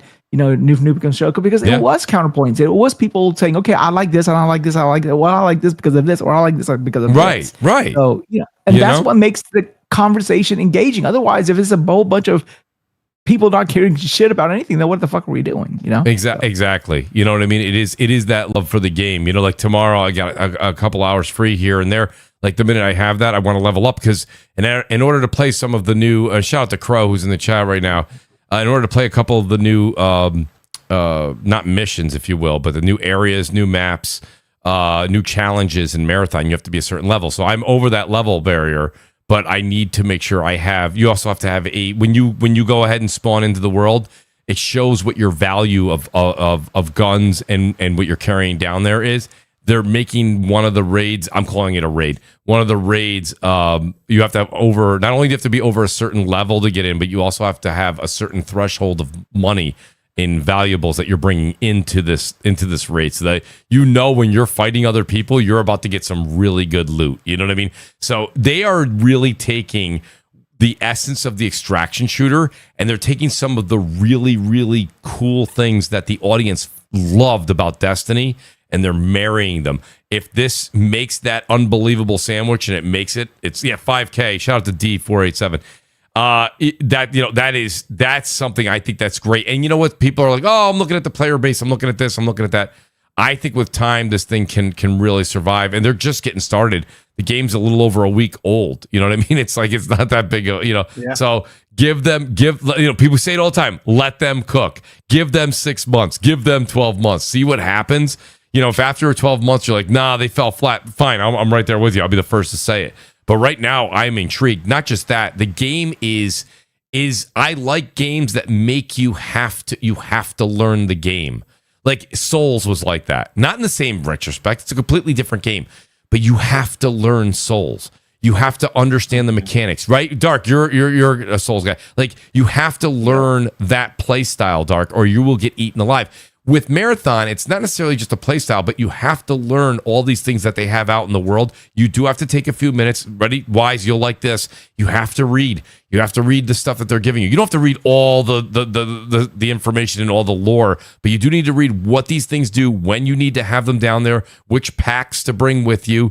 Some things heal you from the plants that are down there. Certain things heal you when you're scrambled. There's other things when you get hacked. You have to know which packs to bring down with you, and then there's other things, and then there's your abilities and what you can combine with your abilities to make them even more powerful. There's a lot more to it. It is complex. You do have to play. I know people hate this, but you have to play Marathon for a while to really kind of get it. I think if you just pick it up for five hours and you put it down, you're like, nah, not for me. Try, as long as you like the gunplay and you there's something that'll still hook you, keep with it. It's actually quite fun. I'm enjoying it. Ark was fun too, but Ark got a little long in the tooth. This has really picked up where I wanted to leave off in the extraction world. So not a sales pitch. If you don't like it, believe me, I understand it's not for everybody, but it is a lot of fun. I think there's a lot of hate out there, and I don't quite understand the hate. I can understand you saying it's not your bag. Games are not always for everybody, but to say it sucks or you hate it, I don't know where that's coming from so much. But that's a Mooch rant. Well, I think with Marathon. Go ahead. I can see where Ninja's coming from. Yeah. In terms of what he's a big streamer. He's got to, right, Dark? Yeah. Yeah. He's a big streamer. I mean, people know who he is, and that's the thing. Like, he has to do what's gonna benefit him for his paycheck, for his money. So I get where he's kind of coming from, being like, I'm not gonna stream Marathon anymore. It's not making me any money, so I'm gonna go back to Arc Raiders where they're making me money. So that's right. That's what I'm gonna do. And I don't think he's really saying like he's not gonna play the games that he likes. He's just not gonna play the games that he likes on stream. Yeah. He's just, and for me personally, I stopped buying everything. Remember in the past, Mooch, I used to buy everything. Yep. And I just stopped. I couldn't do it anymore. There's just too much games. There's too many things going on, and I'm super busy. I don't have time for every single game, so I just buy the ones that I really want to play, and I'm probably gonna sink hundreds of hours into them, and then move on to the next game or whatever. Absolutely. I'll at some point I'll finish some of these games, but I did finish Requiem. I did finish Resident Evil 9 Requiem, but that was a short game, so it's not like a big deal. I also finished Reanimal as well, but but then Crimson Desert, I don't know if I'm gonna finish the game. I mean, I'm probably gonna really enjoy it, but I don't know if I'm ever gonna really finish it. And and that's the thing. Like, I think for a lot of streamers, like they kind of gravitate towards what has been keeping them afloat in terms of just their subscriber base and then their money base and all that stuff. So and there's plenty of streamers out there that if you want to watch somebody play something like Marathon, there's other streamers out there that are perfect for that. Ninja's just not one of them. Right. So no, I mean, listen, it was not anyway. Yeah, his point is valid. You know, You know, it's not. Yeah, I mean, Aaron says Aaron, you hate everything PlayStation. If Bungie was bought back by Microsoft, you'd have a marathon tattoo on your forehead. But my point is like, but let me ask you a question about Marathon and its hate that it's getting. From what? Okay, again, this is not my genre. I'm not gonna. This is from a total outsider's perspective. Okay, and you guys know this. This is just not my cup of tea. I'm just looking at it from an outsider's perspective. The game doesn't look bad. It looks, if you're into that type of game, it looks like quite a fun experience, and the graphics, it looks like it's running well. It does run well. And you said it to the effect, right? Mm-hmm. But my question is, how much of this hate is stemming from the fact that people are just upset that it was a marathon after Destiny 2 and not a Destiny 3? Well, so again, if you want to believe the rumors or this and that, there's nothing that proves this. I'm saying I've heard through the grapevine that there is that Bungie's working on another game, and some people think it is in fact Destiny 3. Like, that doesn't mean you know what I mean. It's not but they're working on something else. But Destiny 3 is a moneymaker for them. You know what I mean? That's going to make them an unbelievable amount of money, and they're very good at it. And they have an allegiance. But this user base was huge for Destiny 2, and then all of a sudden you're basically, for all intents and purposes, basically abandoning your base and say, okay, we're going to pivot to something totally different. And I'm just thinking, how much of that is, just people feeling burnt or hurt that Bungie's not doing the next iteration of Destiny I don't think that's where the hate's coming from. I think a bit of it is coming from PlayStation owns Bungie, and they had a really bad live service set of games that came out. But you have fair games, which people are very skeptical of. Of course, the Concord debacle. So there's that, and then there's people who have, even when Bungie was only doing Destiny, there was a lot of people who didn't like Bungie, and then Bungie got a lot of bad press in the last 2 years, right, with the stolen art and problems internally and things like that. So Bungie gets a lot of hate, some of it warranted, some of it not. So I don't know. It's a very polarizing kind of conversation. Everyone seems to be 50-50 on it. I mean, this game, people are saying that it's dropped. Yeah, so it's dropped since its first day launch, but it's been holding at about 50,000 on Steam. That doesn't include the consoles. So, there's probably anywhere between, at any given time, between that 50 and 100K mark somewhere, 100,000 people playing. That's not dead or flopping. It's also not doing Arc Raiders numbers. And I said this, if you go back and listen to the show, I said I don't think it's going to do Arc Raider numbers. I said that before it came out. Arc Raiders was sitting in the 350,000 range, and then they're sitting always comfortably at 150 to 200,000 or more. So it's not that same audience. They didn't just gravitate and steal Arc Raider customers. They didn't do that. And I don't think it was set out to really. I mean, really, it's an extraction shooter, but it's much different. It's much different. It's not the same. If you were like, it's the same game, it's not the same game.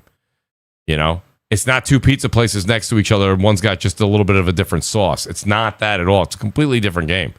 So, I mean, it is what it is. But yeah, I encourage people, it's a $40 pickup.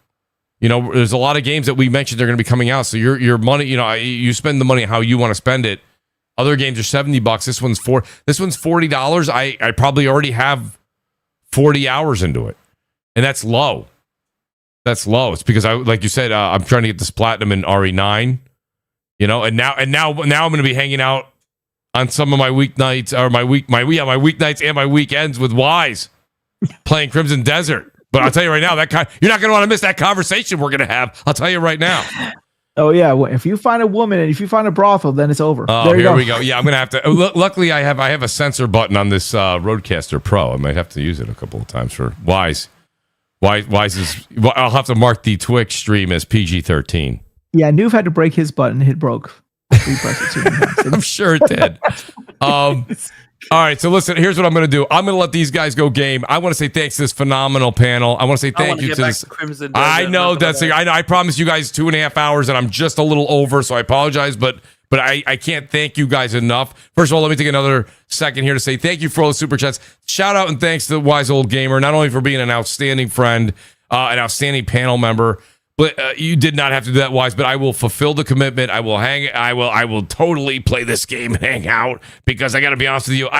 You said to me, I'm going to make Mooch do it. And I said, you got me, buddy. But I'll be honest with you. I want to really. I'm going to need your help, and here's what I need your help with. You are that gamer. You destroy open world games. It is what you were built to do. So having you there side by side with me will be an honor. It'll be fantastic. And I got to be honest with you, I think you're going to make the game a hell of a lot more fun. I'm not going to lie to you. I think you're going to make the game fun for me. So shout out to the Wise Old Gamer for always being a great friend and always supporting of the Mooch. Just fantastic. Thank you guys so much. I'll go in reverse order, and we'll start with Wise. Wise, thank you again for being here. Thanks for that great super chat. And thanks for the endorsement, as always. And I look forward to hanging out with you this upcoming Sunday.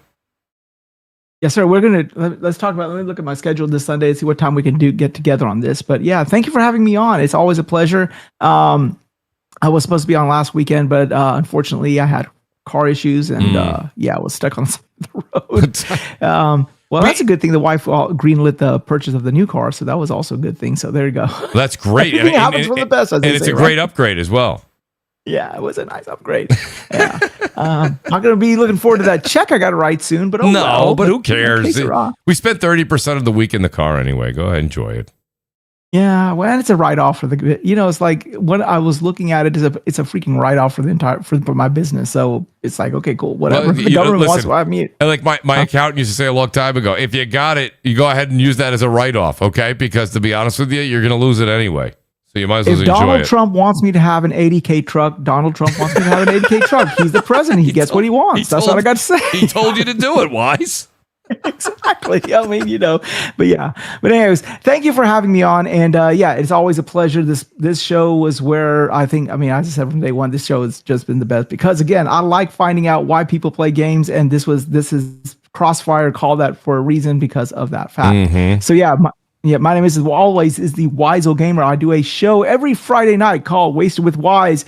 It is definitely not this show. If you're looking for an intellectual discourse, come and see me in my college classes. I'll give you intellectual discourse. When you come and see me on Friday night, me and my panelists, we will be there drinking and hooting and hollering, and we might even say a couple of things about games as well, and everything else under the sun for that matter. Yeah, we do this every Friday at 6:30 p.m. Eastern. So if you're looking for a little bit of something different, it's like the theme. It's not a gaming show. People always say, "Oh, you do a podcast for games." I guess it's a gaming podcast if you want to call it. It's more of a just hanging out, just getting together, laughing, having fun, comedic podcast, and we talk about everything geekdom. Gaming is, of course, the front and center of geekdom. Of course, we talk about games and movies and comic books and anything. I'm a huge Transformer fan, so I'll talk about Transformers if I so dictate. So that's right. Yeah, it's just.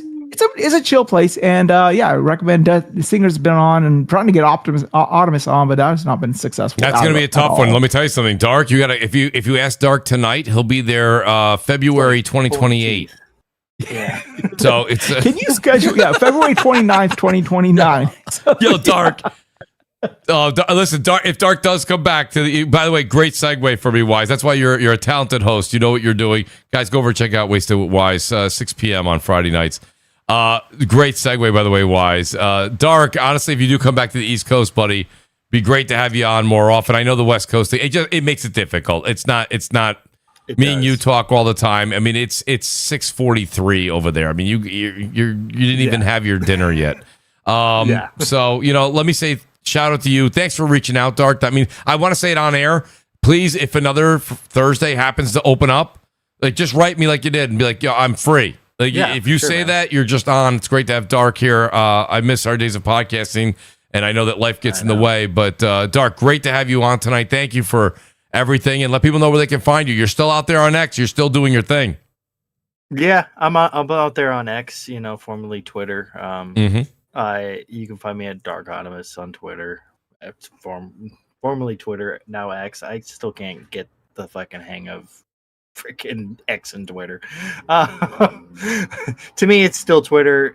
I don't care what anybody says. And then you can also find me on Xbox and PlayStation with the same name. And then, as always, Mooch, it's always a blast doing podcasting with you, man. Thank you. And hopefully I can do it more often soon here, but we'll see. Yes. Well, I will hold you to that, Dark, because I look forward to our conversations, buddy. And you're a true gamer, dude. Sure. You're always commenting on games. You're always putting opinions out there. And you play games, which is just it's a prerequisite for the show. So it's great to have you here, Some Dark. would say I play too many games. That's no such thing. There's no such thing for this show. That does not exist here. That's almost an impossible thing. So you keep doing you, buddy. We love it. Dark, thank you so much. For sure, man. And Death Singer, let me say thank you to you as well for always being here, always just being an outstanding co-host here on the show and panel member. And also, Death Singer, I want to thank you for taking time away from a game that you've been looking forward to spend time with us in the panel and the chat, buddy. Thank you so much. Let everyone know they can find you, and it's always great to talk games with you every Thursday. I love being here. It's a fantastic time, and I'm dying to get back to the game because I only got into the beginning area, and I want to go hurry up and find my dragon so I can go ride it, and then hop in a mech and go beat some asses.